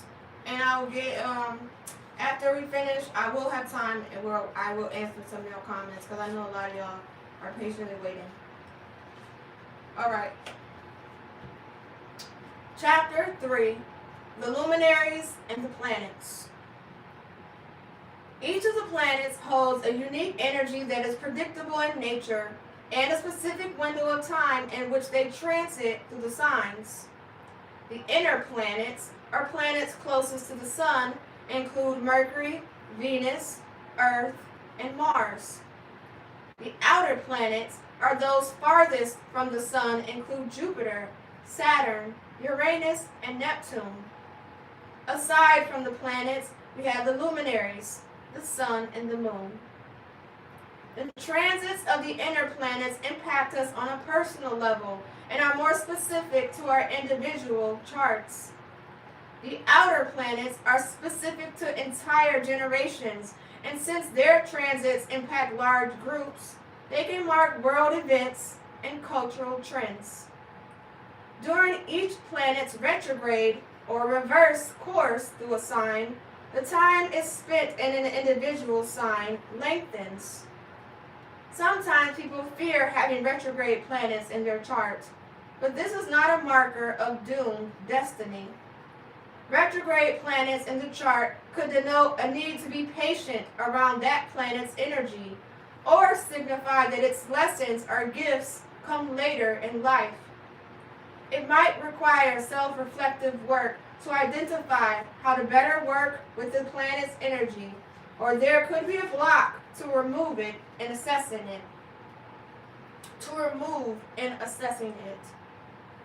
Often, these retrograde placements are signified through a red font or designated with an R. Also, particular signs cater nicely to a planet's energy, while others simply don't mesh well together. The term denoting this is exalted, detriment, or fall position. When a planet is exalted, its qualities are supported, and this energy can shine. When a planet is in its detriment, it is positioned across from and in opposition to the sign in which it rules. This signifies its energy and can make its potency harder to access. And when the planet is in its fall position, its energy is in a weak expression. This position is in direct opposition to its exhaustion position. Planets can also be in their domicile position. A planet's domicile is its home planet or the sign it rules. This powerful placement can emphasize a planet's energy in your chart and life. So, for each sign associated listed, there is also where the planet or luminary is in its domicile. Before you begin applying this information to your chart, I suggest just noticing where these falls on the zodiac wheel. This will help lay a foundation for learning. Then, look at your own chart, and as we move through each planet or luminary, notice which ones might be in any positions of exaltation, detriment, fall, or domicile. The sun and the self. Sign association, Leo. House association, 5th. Transits each sign every 30 days. Theme: self, expression, ego, personality, father. In detriment, Aquarius. Exalted, Aries. In fall, Libra. In a quote, "Not I, not anyone else can travel that road for you. You must travel it for yourself." Walt Whitman. The sun is the giver of energy and life, and it draws energy towards it. Our sun sign defines us, revealing our personality traits and characteristics of our nature. As a radiant celestial body, this is where you shine, and through embodiment, how you are more likely to find success. Our sun sign isn't some fixed fate as much as it is an archetype we are learning to embody. This is who we are continually becoming. With the planets revolving around it, the sun represents our ego. Our sun sign can also reveal characteristics about our fathers, or a strong paternal energy in our lives. While the sun rules the fire sign of Leo, it is exalted in the fellow fire sign, Aries. It is the luminary associated with the self. It connects with Aries' association with the personal first house. The sun, connected to self or soul, doesn't shine so brightly in Libra, the sign of partnerships. This is the sun's fall or weak position. The sun and the ego. Our sun placement is tied to our ego and, on a deeper level, to our soul's expression. Ego has been given a bad rep, but it's certainly not all bad. In fact, it can be necessary. Just as the signs and planets exist on a spectrum, this luminary and the ego also contain a range. Understanding this range helps us express our sun placement and connect with ourselves. When we lack a healthy sense of self-worth, we must cultivate self-love or a healthy boost to our sense of self. This lack of self-connection is one polarity found within this spectrum. When overinflated, the ego moves to the opposite end of the spectrum. It's arrogant and self-important without the capacity to connect to or appreciate the light within others. No matter the sign, the sun's ideal expression is not devoid of radiance on one end or in a battle to outshine on the other extreme. It's not desperate for applause, but it isn't self-depreciating. It glows, beams, and shines its light. Shadow work, the sun in you. As you learn your sun sign, explore how your sun sign's traits might repress or overexpress, and how this has manifested in your personal expression and connection to yourself. Look at the celebratory traits of this part of the zodiac. Your essence radiates through these qualities. Likewise, open to the shadow work portion of this sign. Look to the associations with your sun sign and see how each of these resonates in your personal life. As an example, if your sun sign is Aries, associated with the 11th house of networks and friendships, Reflect on how these relationships have helped illuminate parts of yourself, and how these relationships have inspired you, and how you've made an impact in these circles too. The moon and our feelings. Sign association. Cancer. House association. 4th. Transits each sign every 2.3 days. Themes. Feelings, mood, home, intuition, mother. In detriment, Capricorn. Exalted, Taurus. In fall, Scorpio. In a quote, the feeling is often the deeper truth, the opinion the more superficial one. Augustus William Hare. Our moon sign clues us into our emotional landscape. Although not a planet, the moon carries a gravitational pull, and its phases mirror the waves of our emotions. Or, since the moon is a luminary associated with feelings, you might say that our emotions are being pulled and impacted by its phases. The moon reveals the shifting moods through each sign's expression as it moves quickly through the zodiac. Our individual's moon sign reveals how we process and express our feelings. It reveals how we find security and nurturing. When we feel overwhelmed or encounter a trauma, our moon placement can show how we self-medicate or encourage ourselves. Our emotional triggers can be revealed through the shadow traits of our moon signs. Understanding the moon signs of our loved ones can clue us into how we can comfort them in the most impactful way. Our moon sign can also reveal attributes of our mothers or a maternal figure in our lives. The sensitive moon is exalted in Venus-ruled Taurus, finding comfort and strength in this feminine sensory sign. Scorpio's fixed water or ice is harsh and it is intense for the moon. Moon and our sense of home. Our moon placement reveals a story, but the element attributed to the sign of our moon placement can lend information about what type of place we might feel most comfortable living and establishing our home in. If your moon placement is in a fire sign, you might thrive in a warmer climate. You could crave a place filled with action, whether that action is external and buzzy or internal, inspiring you to move your body. If your moon is in an earth sign, practically understanding your emotions and feeling supported by your environment are essential. At home, feeling cozy on the couch, having plentiful food options, and feeling nurtured by practical things will be impactful and pacifying. If your moon is in an air sign, your feelings may shift or drive you to act impulsively.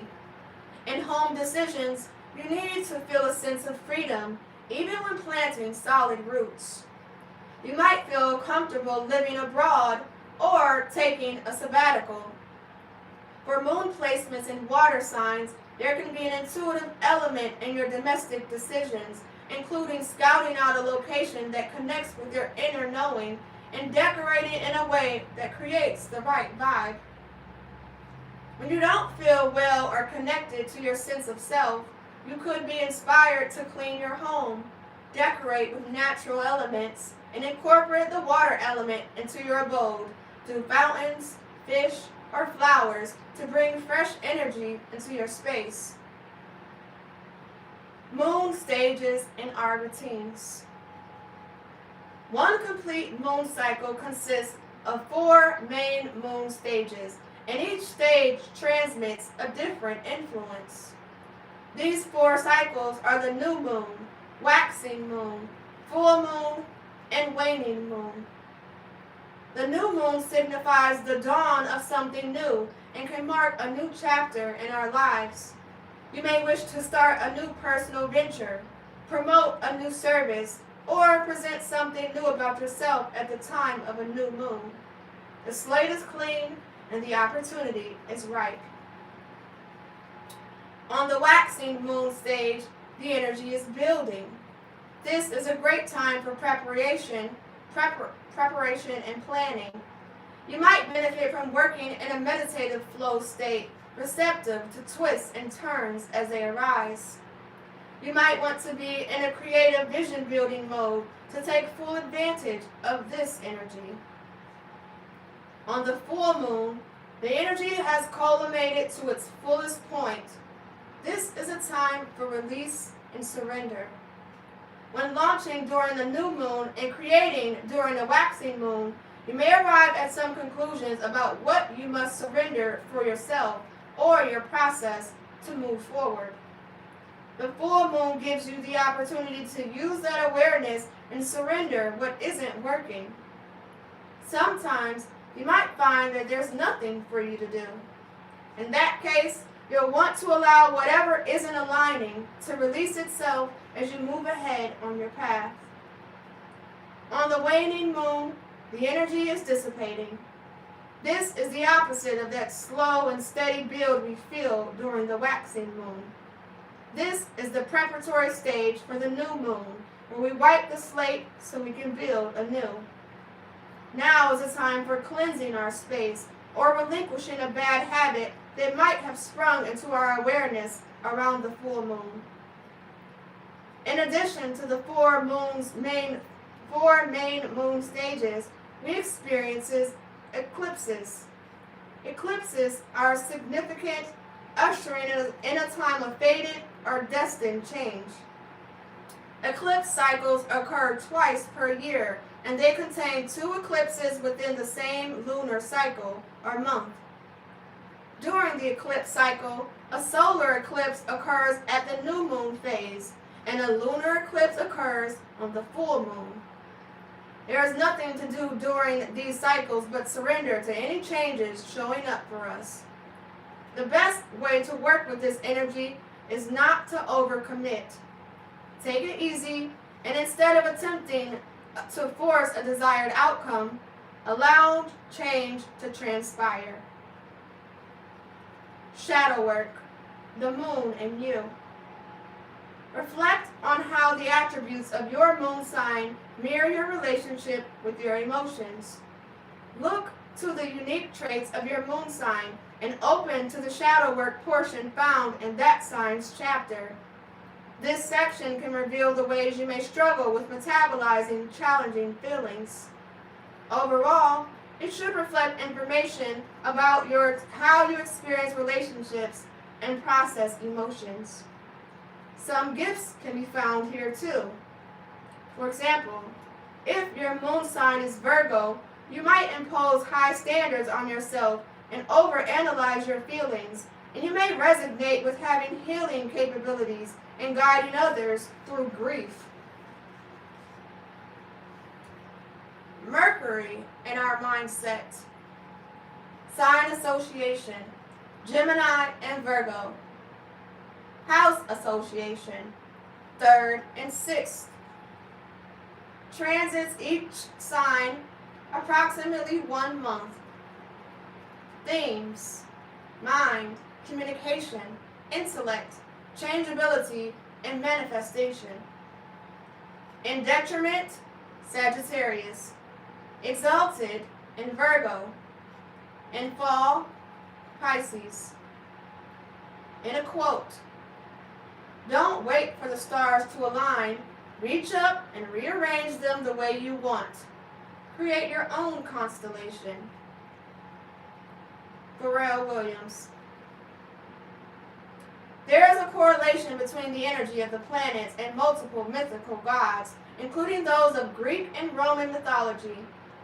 Hermes in Greek mythology and Mercury in Roman myths was the mythological messenger known for communicating among the gods and being the cleverest amongst them. He served as the protector for travelers and the god of sleep and dreams. As the fastest planet in our solar system, our Mercury sign and house reveal how we communicate and process information. Because of its association with swiftness, our Mercury placement can signify which area of life we crave information about and where we grow restless. Mercurial energy can show us where we are gifted, original, and able to create. There can be an intuitive element to this area of our lives. The element of your Mercury sign is revealing as well. For example, Mercury and Earth signs can be methodical, careful, and reserved in their communication. Communication may be more emotional, sentimental, and vulnerable in a water sign. A fire sign Mercury placement can be dramatic or theatrical in their communication. They can also quickly come to conclusions, and their movements can be erratic in response to fiery thoughts. Mercury is propelled in an air sign, and they can be fast talkers, devour content, and swiftly change their minds. Mercury finds strength in Virgo's analytical home, where it is exalted. Mercury doesn't understand the dissolving of boundaries inherent in Pisces, and this combination can require greater intentionality to discover clarity. Shadow work. Mercury in you. Look to the sign and house where you have Mercury and the themes associated with this placement. This is an area of life where, like mercurial energy, you might move fast and communicate well. This can also be an area of life where you consume content and crave understanding. As Mercury is tied to the energy of manifestation, it can also be a part of your life where you feel natural inspiration. Reaping the rewards from this part of your life could require clear intention, thought, and interaction. Mercury retrograde. Each of the planets goes through retrograde or reverse courses phases. The length of time varies depending on the planet. When a planet goes retrograde, we can experience blockages around the themes of that planet. Sometimes an old issue or situation resurfaces, and we can choose to behave differently or face the fated lesson associated with that situation. The often talked about retrograde phase is Mercury retrograde, and this transit generally takes place 3 times per year. During a Mercury retrograde, communication can be challenging. You can find yourself more tongue-tied or managing technical issues.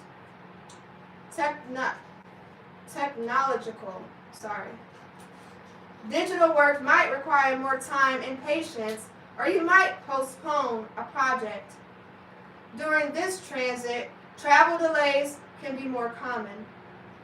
Mercury retrograde teaches us to be patient and remind us to surrender. Whatever it is for us, it doesn't always arrive according to our timing.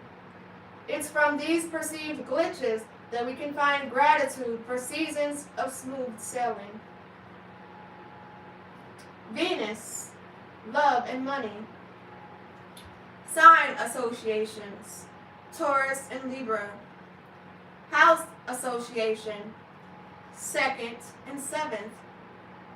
Transits each sign approximately 1 month. Themes, love, money, sensuality, charm, and beauty. In detriment, Aries and Scorpio. Exalted, in Pisces. In fall, Virgo. In a quote, style is the answer to everything. A fresh way to approach a dual or dangerous thing. To do a dual thing in style is preferable to doing a dangerous thing without it. Do a dangerous thing with style is what I call art. Boxing can be an art. Not many have style. Not many can keep style. Style is the difference, a way of doing, a way of being done. Charles Bukowski. Associated with Aphrodite in Greek mythology In Venus in Roman mythology, Venus represents love, beauty, pleasure, sex, and fertility. As its symbol suggests, it is associated with feminine energy. Our Venus placements teaches us about our financial habits, as well as how we express love and how we desire to receive it. It can reveal our values, what we honor within ourselves, and how we demonstrate self-love. Venus in energy connects us with our senses and pleasures, and the sensation of a bubble bath, the taste of biscotti, and the smell after the rain are all within the realm of Venus. While enjoyable, these are fleeting pleasures. As the quote for this sign suggests, the shadow sign of Venus in energy involves superficiality. Our Venus placement clues us into our sense of style, relationship with aesthetics, and home and decor preferences.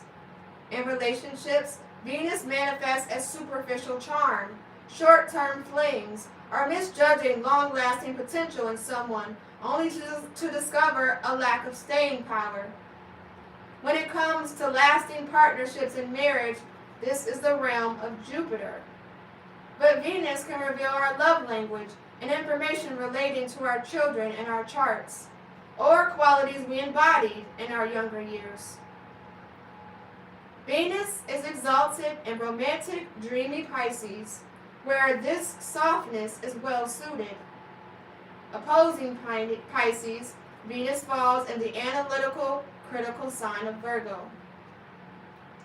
Venus is the ruler of Taurus and Libra, and you might notice these Venus in themes are highly prioritized by your Taurus and Libra friends, even if this is just their sun sign. In your connections with them, you may witness how they derive gratification from life's simple pleasures and remain fulfilled by their connection to their senses.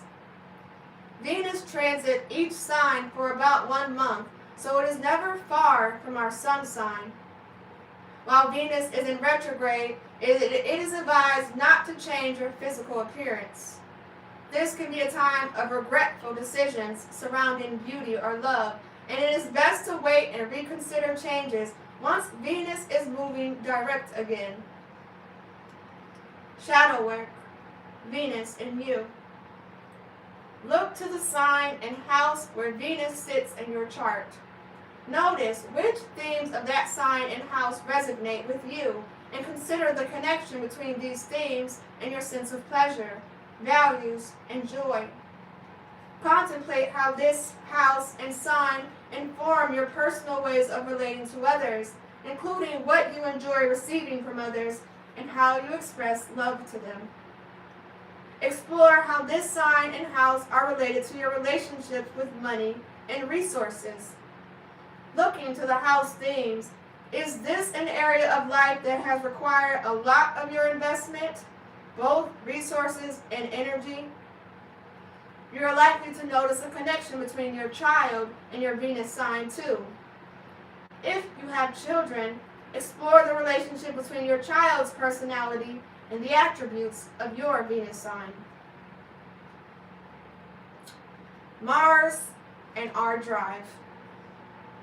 Sign association, Aries and Scorpio. House association, 1st and 8th. Transits each sign approximately 2 months. Themes, action, sex, passion, drive, and war. In detriment, Taurus and Libra. Exalted and Capricorn. In fall, Cancer. In a quote, the question isn't who is going to let me, it's who is going to stop me. Ayn Rand. As its symbol suggests, Mars is tied to masculine energy. Mars is the god of war in Roman mythology, and it is associated with Aries in Greek mythology. This association with war reveals Mars traits and the potential for battle and ambition in our charts. Mars energy is fiery, passionate, and action-oriented. It can embody aggression or drive. While Mars was acknowledged for courage in Roman history, taking on a noble and admirable role in Greek history, Aries was viewed as ruthless. As the ruler of the first cardinal sign, Mars is about learning how to take the lead. At its least conscious representation, this means our delivery might be rash and our actions could prove impulsive. At its most conscious, Mars energy has a sense of direction and moves confidently forward. Our Mars placement reveals where we'll assertively invest our energy, what we defend, and the attributes to our sex drive. As a sign of achievement and ambition, Mars is exalted in Capricorn. It understands how to utilize courage and intention to complete tasks. Opposite its exaltation position, Mars is at its fall point in Cancer. The watery tides of emotional and sometimes impulsive Cancer can be a precarious placement for Mars, weakening its strength. The house where Mars resides in our charts reveals our tendency to move quickly and where we push naturally. The element of our Mars sign reveals our motivation, our strategy for movement, such as heightened practicality in earth signs, emotional movement in water sign, natural passion in fire signs, or mental strategy in air signs. Shadow work. Mars in you. Look to the sign and house where you have Mars and the associated things. This is an area of life where, like Martian energy, events can move swiftly and you might be more impulsive. It can reveal where you can encounter abrasive energy or where you might need to embody your inner warrior.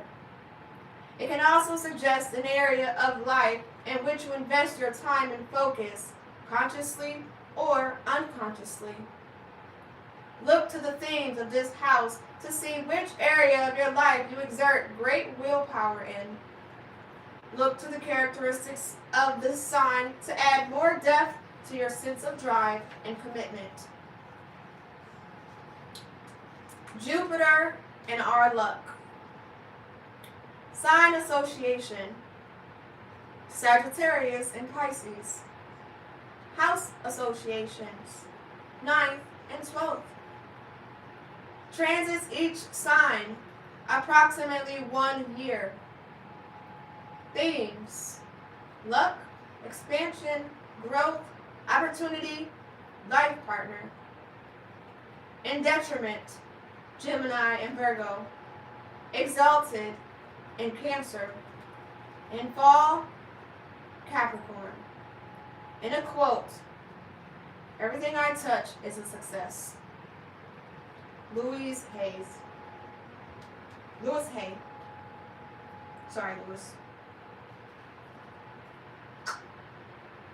Jupiter in Roman myths is associated with Zeus in Greek mythology, and he was responsible for overseeing all aspects of life and coined the god of thunder.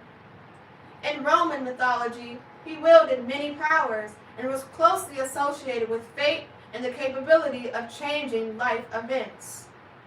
In our charts, Jupiter is the great benefact or bestower of blessings. Abundance and opportunity are indicated through our Jupiter placements, and it benefits us to approach this part of our lives with an optimistic attitude. Here, we see how we might receive blessings or the associations where we receive fortunate opportunities and luck. This placement can also lend information regarding long-distance travel and feelings of expansiveness. It can uncover which field of study or area of life captivates us and where we can experience great opportunities and accolades. But Jupiter doesn't do all the heavy lifting. We must apply effort. There might be an element of taking a risk to unlock this placement's inherent rewards. Jupiter also represents a spouse or the qualities we seek in a long-term romantic partner. Jupiter is exalted or in a position of strength in Cancer. The water element combines well with the abundance of Jupiter. Across the axis in Capricorn, Jupiter is in its fall position or in a place of weakness.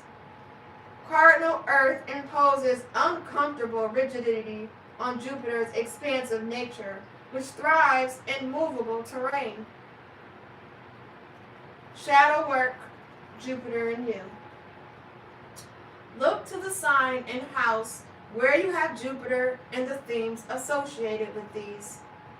This is the area of life where, like Jupiterian energy, we may be blessed or stumble across opportunities just for us.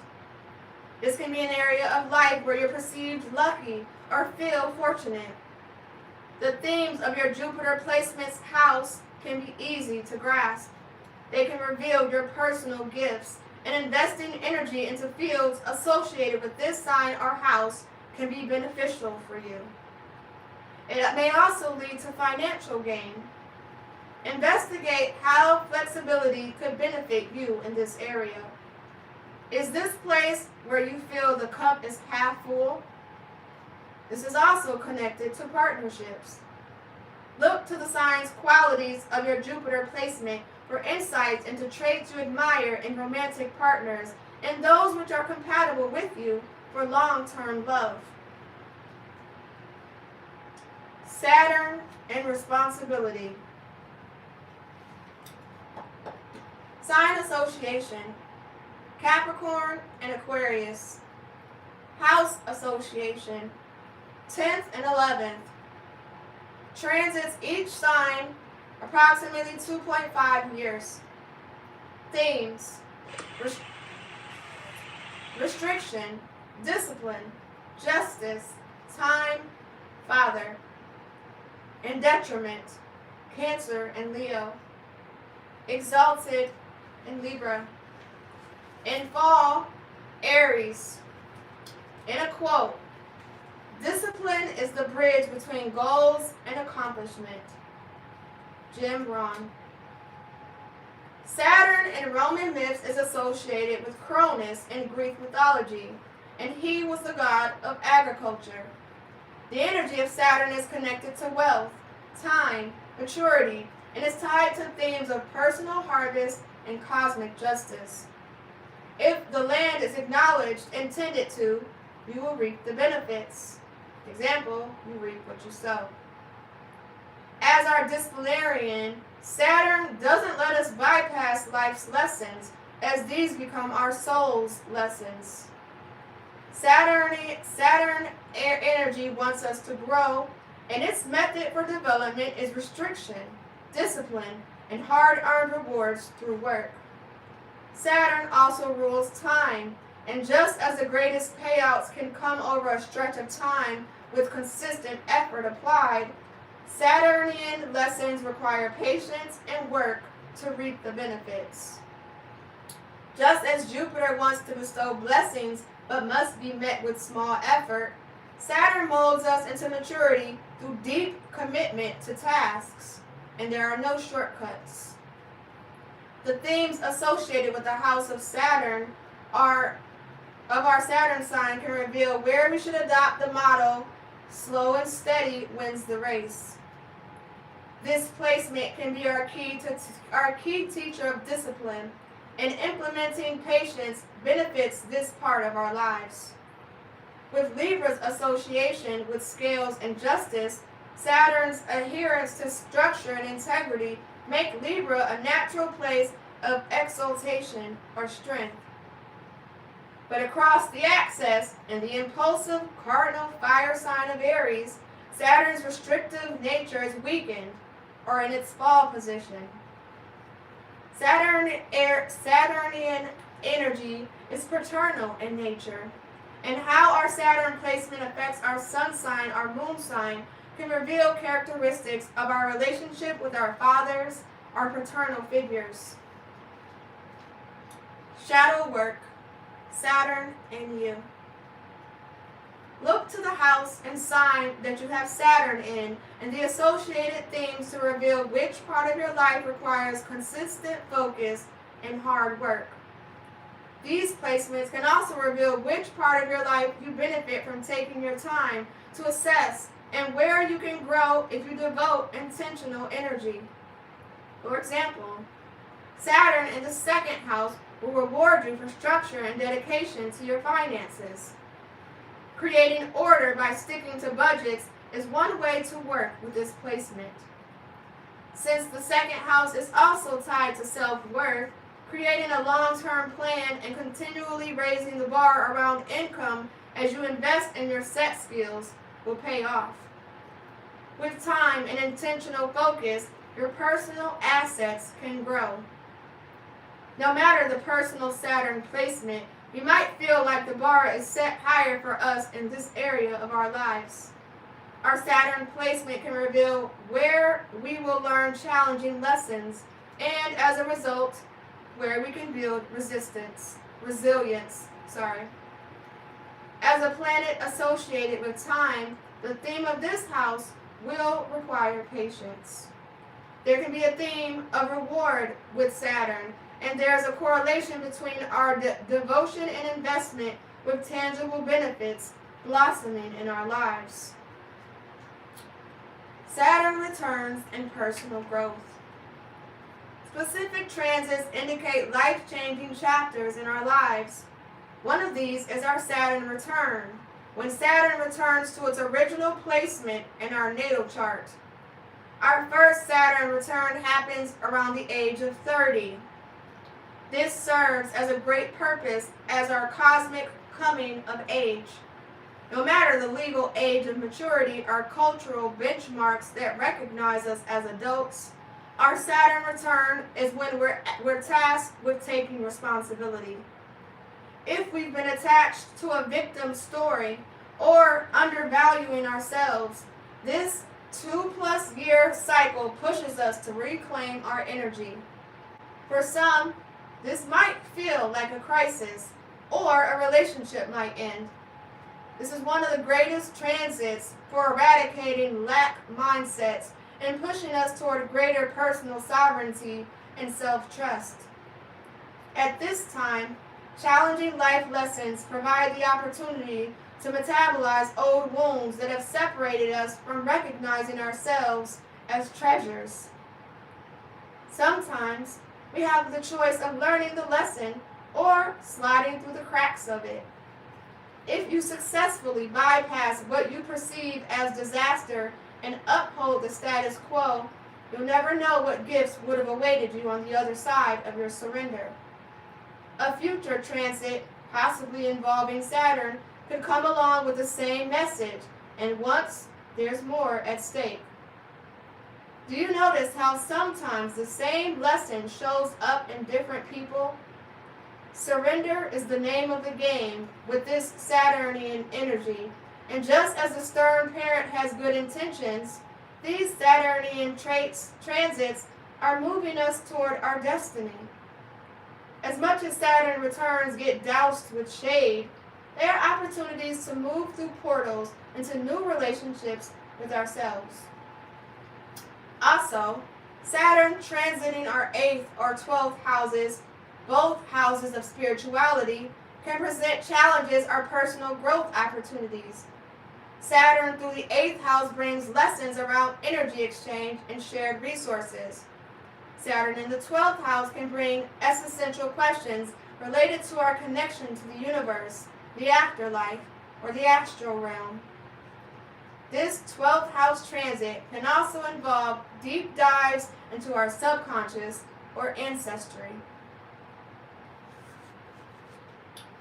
Uranus and our rebellious streak. Sign association, Aquarius. House association, 11th. Transits each sign 7 years.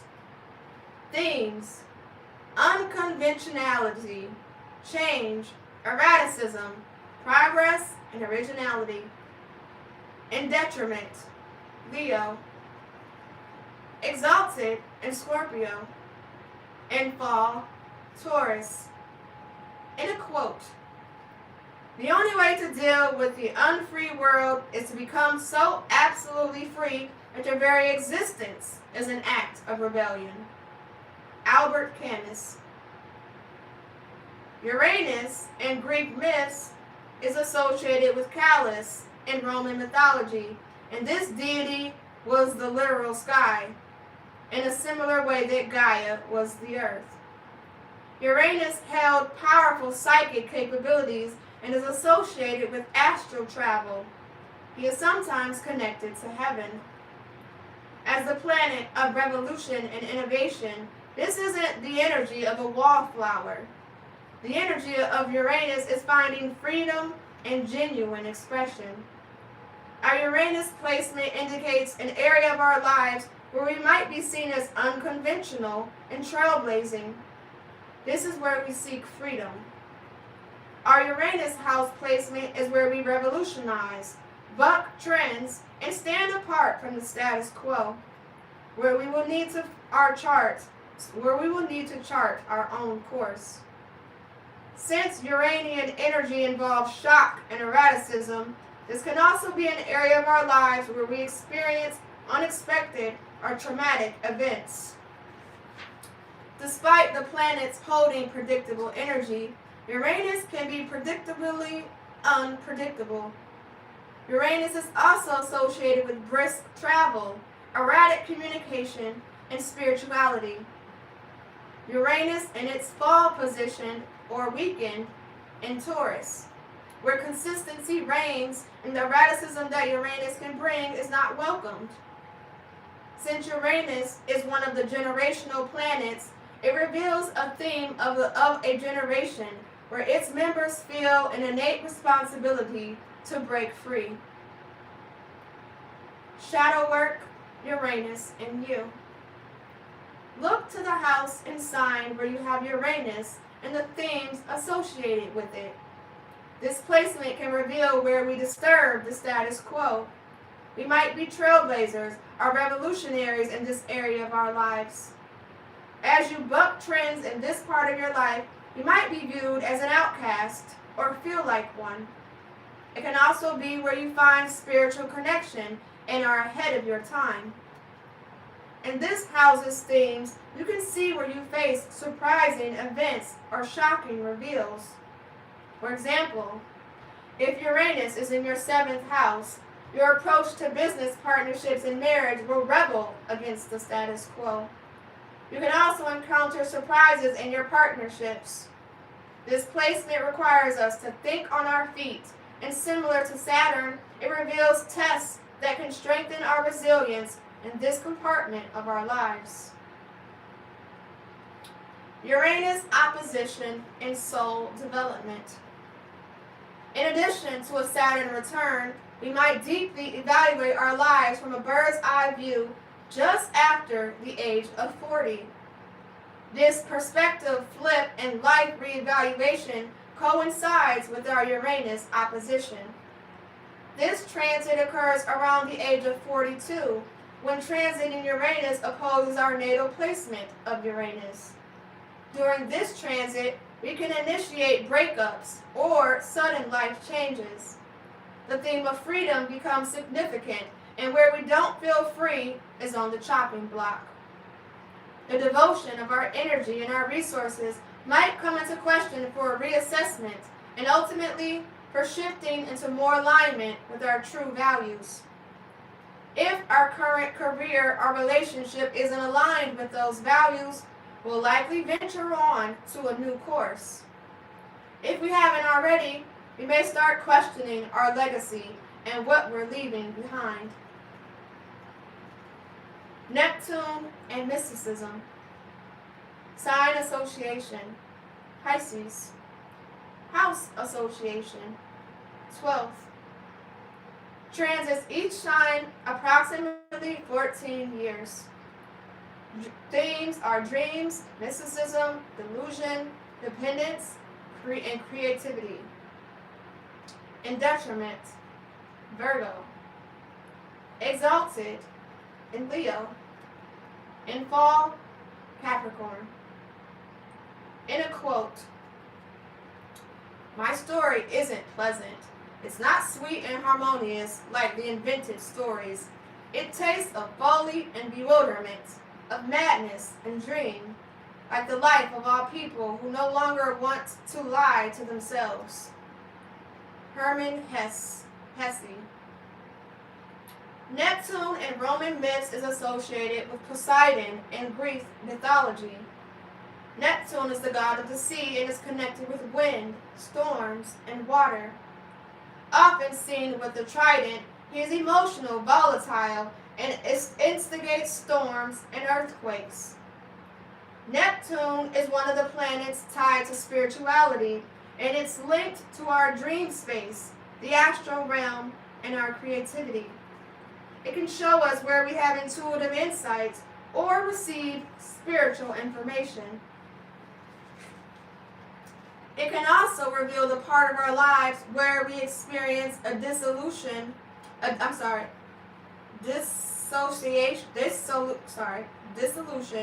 of boundaries, or where we might flow instead of forcing our more concrete goals or desires. This can be where we creatively indulge, can be prone to obsession, and wear rose-colored glasses that skew our reality. At worst, this can be where we lie to ourselves, and the personal growth for this placement comes from seeing things for what they are, not what we'd like them to be. The house themes of our Neptune natal placement might benefit from more practicality and realism. We should understand that there is fog here, and that we will benefit from defining our standards or creating boundaries. Like Uranus, Neptune is a generational planet, and it reveals the collective area that a generation views through this dreamy lens. Dreamy, creative Neptune in its fall or weak position in Capricorn. Capricorn is the sign of achievement in corporations, and the CEO doesn't don rose-colored glasses. Shadow work, Neptune in you. Look to the sign and house where you have Neptune and the associated themes. Themes of creativity, spirituality, and overall dreaminess can be interwoven in this house themes. Since Neptune bestows rose-colored glasses, exercising some caution is advised here. We tend to romanticize this pocket of our lives, and this placement can indicate where we'll benefit from gaining awareness of misunderstandings or seeing illusions in others. As a planet tied to addiction, this is a planet where we benefit from exercising self-awareness. From time to time, this is where you might notice a trend of choosing optimism over practicality, and where an inquisitive nature will benefit you more than taking things at face value. For example, with Neptune in the 6th house of work and routine, your imagination or brainstorming could play a part in your professional life. There might be haziness in your perception of your coworkers. Creativity is likely to play a role in your daily habits and routine. Since this is the house of health, you'll want to be cautious around your relationships with any substances, foods, or beverages that could negatively impact your well-being. Pluto and our transformation. Sign association. Scorpio.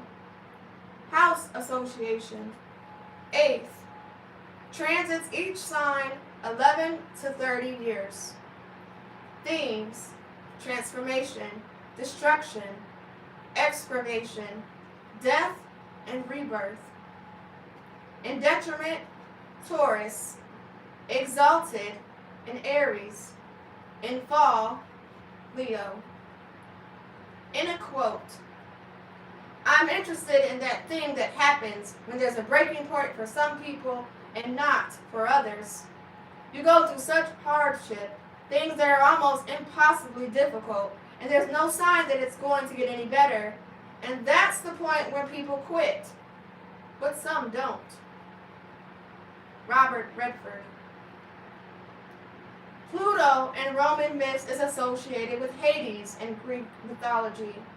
He was the god of the underworld and tied to the afterlife. Pluto translates to the wealthy one, so he can also be associated with influence.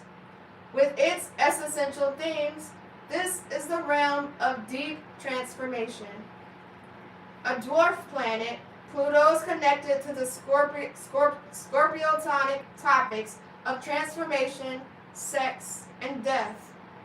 It is an intense energy, probing beneath the surfaces of themes associated with the house of Pluto placement. As the planet of death and rebirth, this part of our lives is connected to our personal power and can indicate where we seek to control or where others seek it over us. This part of our lives generates controversy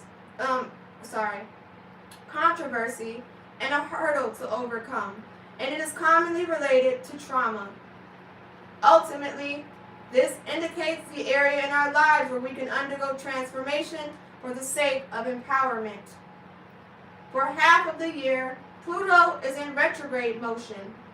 There is a vast gap between the number of years it takes for slow-moving Pluto to transit through each sign, and depending on which one, this span of time ranges nearly 11 to 30 years. Pluto moves on an elliptical orbit and bolts swiftly through Scorpio, the sign it rules, while trickling through Taurus, the sign of its detriment. A generational planet, Pluto's movement through a sign reveals its themes being unearthed, examined, and transformed. With its lengthy journey, Pluto shows an area in which a generation is transforming, as well as their relationship to power surrounding the themes of this sign.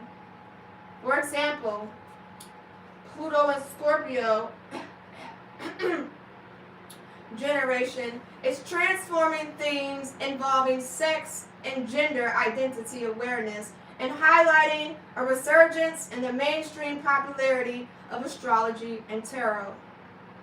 Pluto in Libra generation, or Gen X, represented the offspring following the normalization of divorce. Their themes for transformation have involved paving a new way forward for marriage and relationships, including the normalization of midlife partnerships. Future generations can benefit as each Pluto generation transmutes energy and transforms these themes. Look to your Pluto placement and the theme of this sign to see its impact on the collective change taking place. You've witnessed these themes in your own life and in the lives of your peers. In the sign of Leo, Pluto is in its fall or weakened position. Pluto's underworld does not fare well to the radiance of the sign ruled by the sun.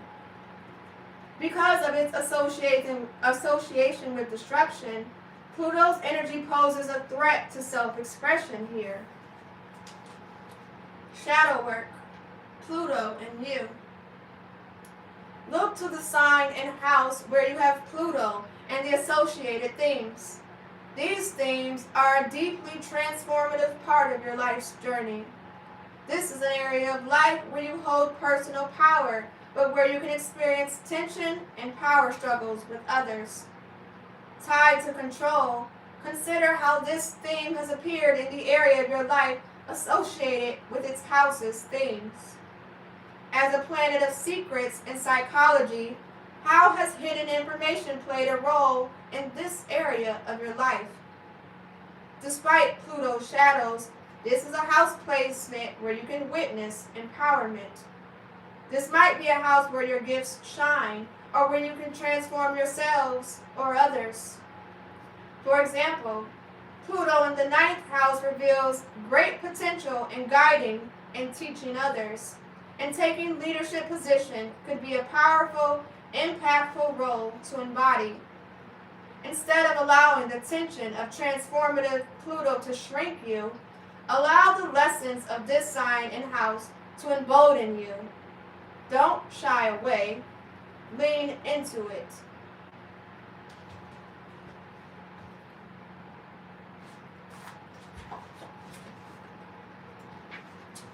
And that is the end of chapter 3.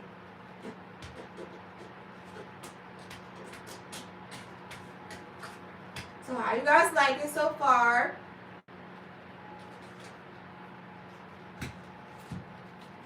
I am taking a break. I'm taking a break because I don't want to overload you guys. I'm going to take a break. I'm going to upload the chapter. So if you got here late, it's okay. I'm going to post the live so that you can rewind it. And please take notes. Okay, this book goes a little fast. First, the other book is like slowly breaks down everything.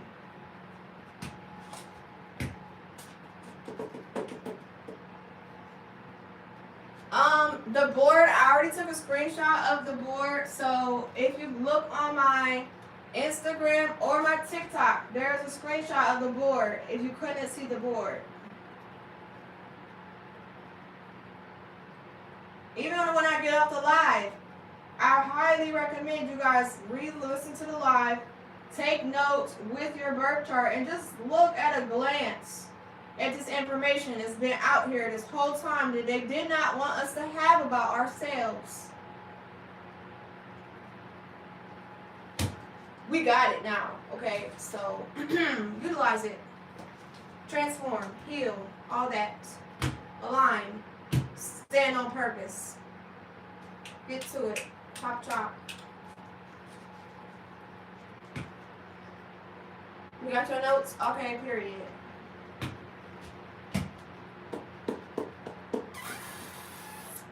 I'm crying. Alright, y'all, we're gonna take a break. I put the bookmark in here. I'm going to upload the chapters on YouTube and on, well, actually everywhere. I'm going to upload them everywhere. But the live will automatically post on Instagram. So if you're following me on Instagram, it will post as soon as I hang up. If you're not following me on Instagram, follow me on Instagram. Unicorn Riah's IG. Unicorn Riah SIG to get the live immediately. Otherwise, what time is it? 9 o'clock?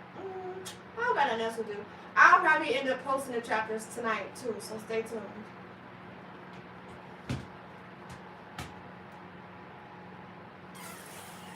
Thank you. You can't see the board? I posted the board, y'all. The board is posted. It is posted on my TikTok and it is posted on my Instagram.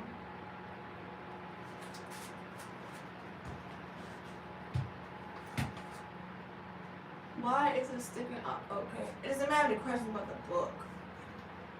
Why is it sticking out so much? This is God's creation. Okay, God's plan.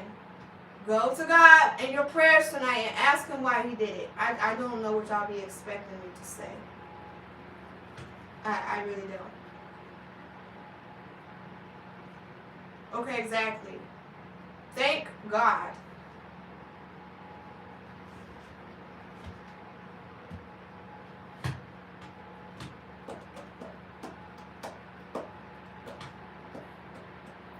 I've been growing my locks for 2 years.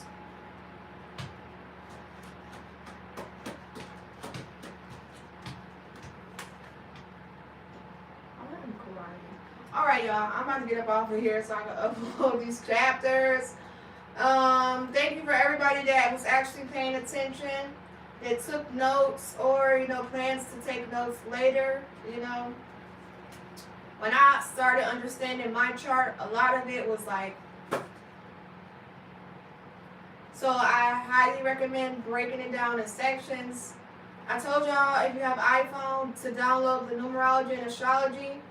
If you are a person like me who doesn't like things sugar-coated, like to me this kind of sugar-coated. This app is real direct, okay? It's gonna be like, this where your child, sit down. Let me help you out, okay? So if you want this app, it's called Numerology and Astrology in the App Store. I'm still waiting on an Android user to give us a recommendation for a real good astrology Android app, because there's a lot of them out there, so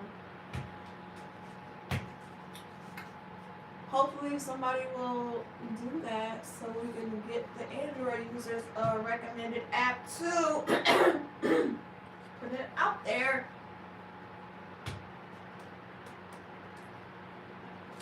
Yeah, my hair was already long when I started.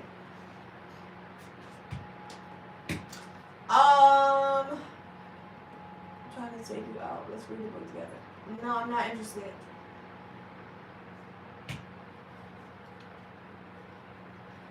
lost your birth certificate, make sure you go to your Department of Vital Records. They will have a copy of it. Some of the hospitals, they do keep them, but it depends. Each hospital is different as far back as the records they keep. But your state's Department of Vital Records will have a copy.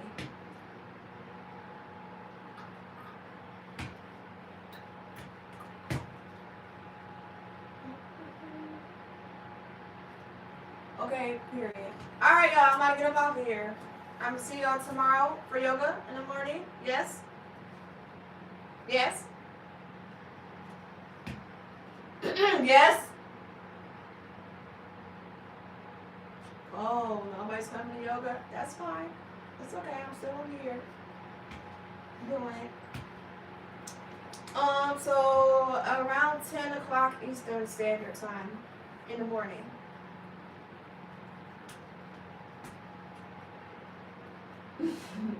I'm making sure, Shorty J. Yes? Alright, bet. Alright, y'all. Good night. Sweet dreams. Don't forget to write them down in your dream journal if you have them.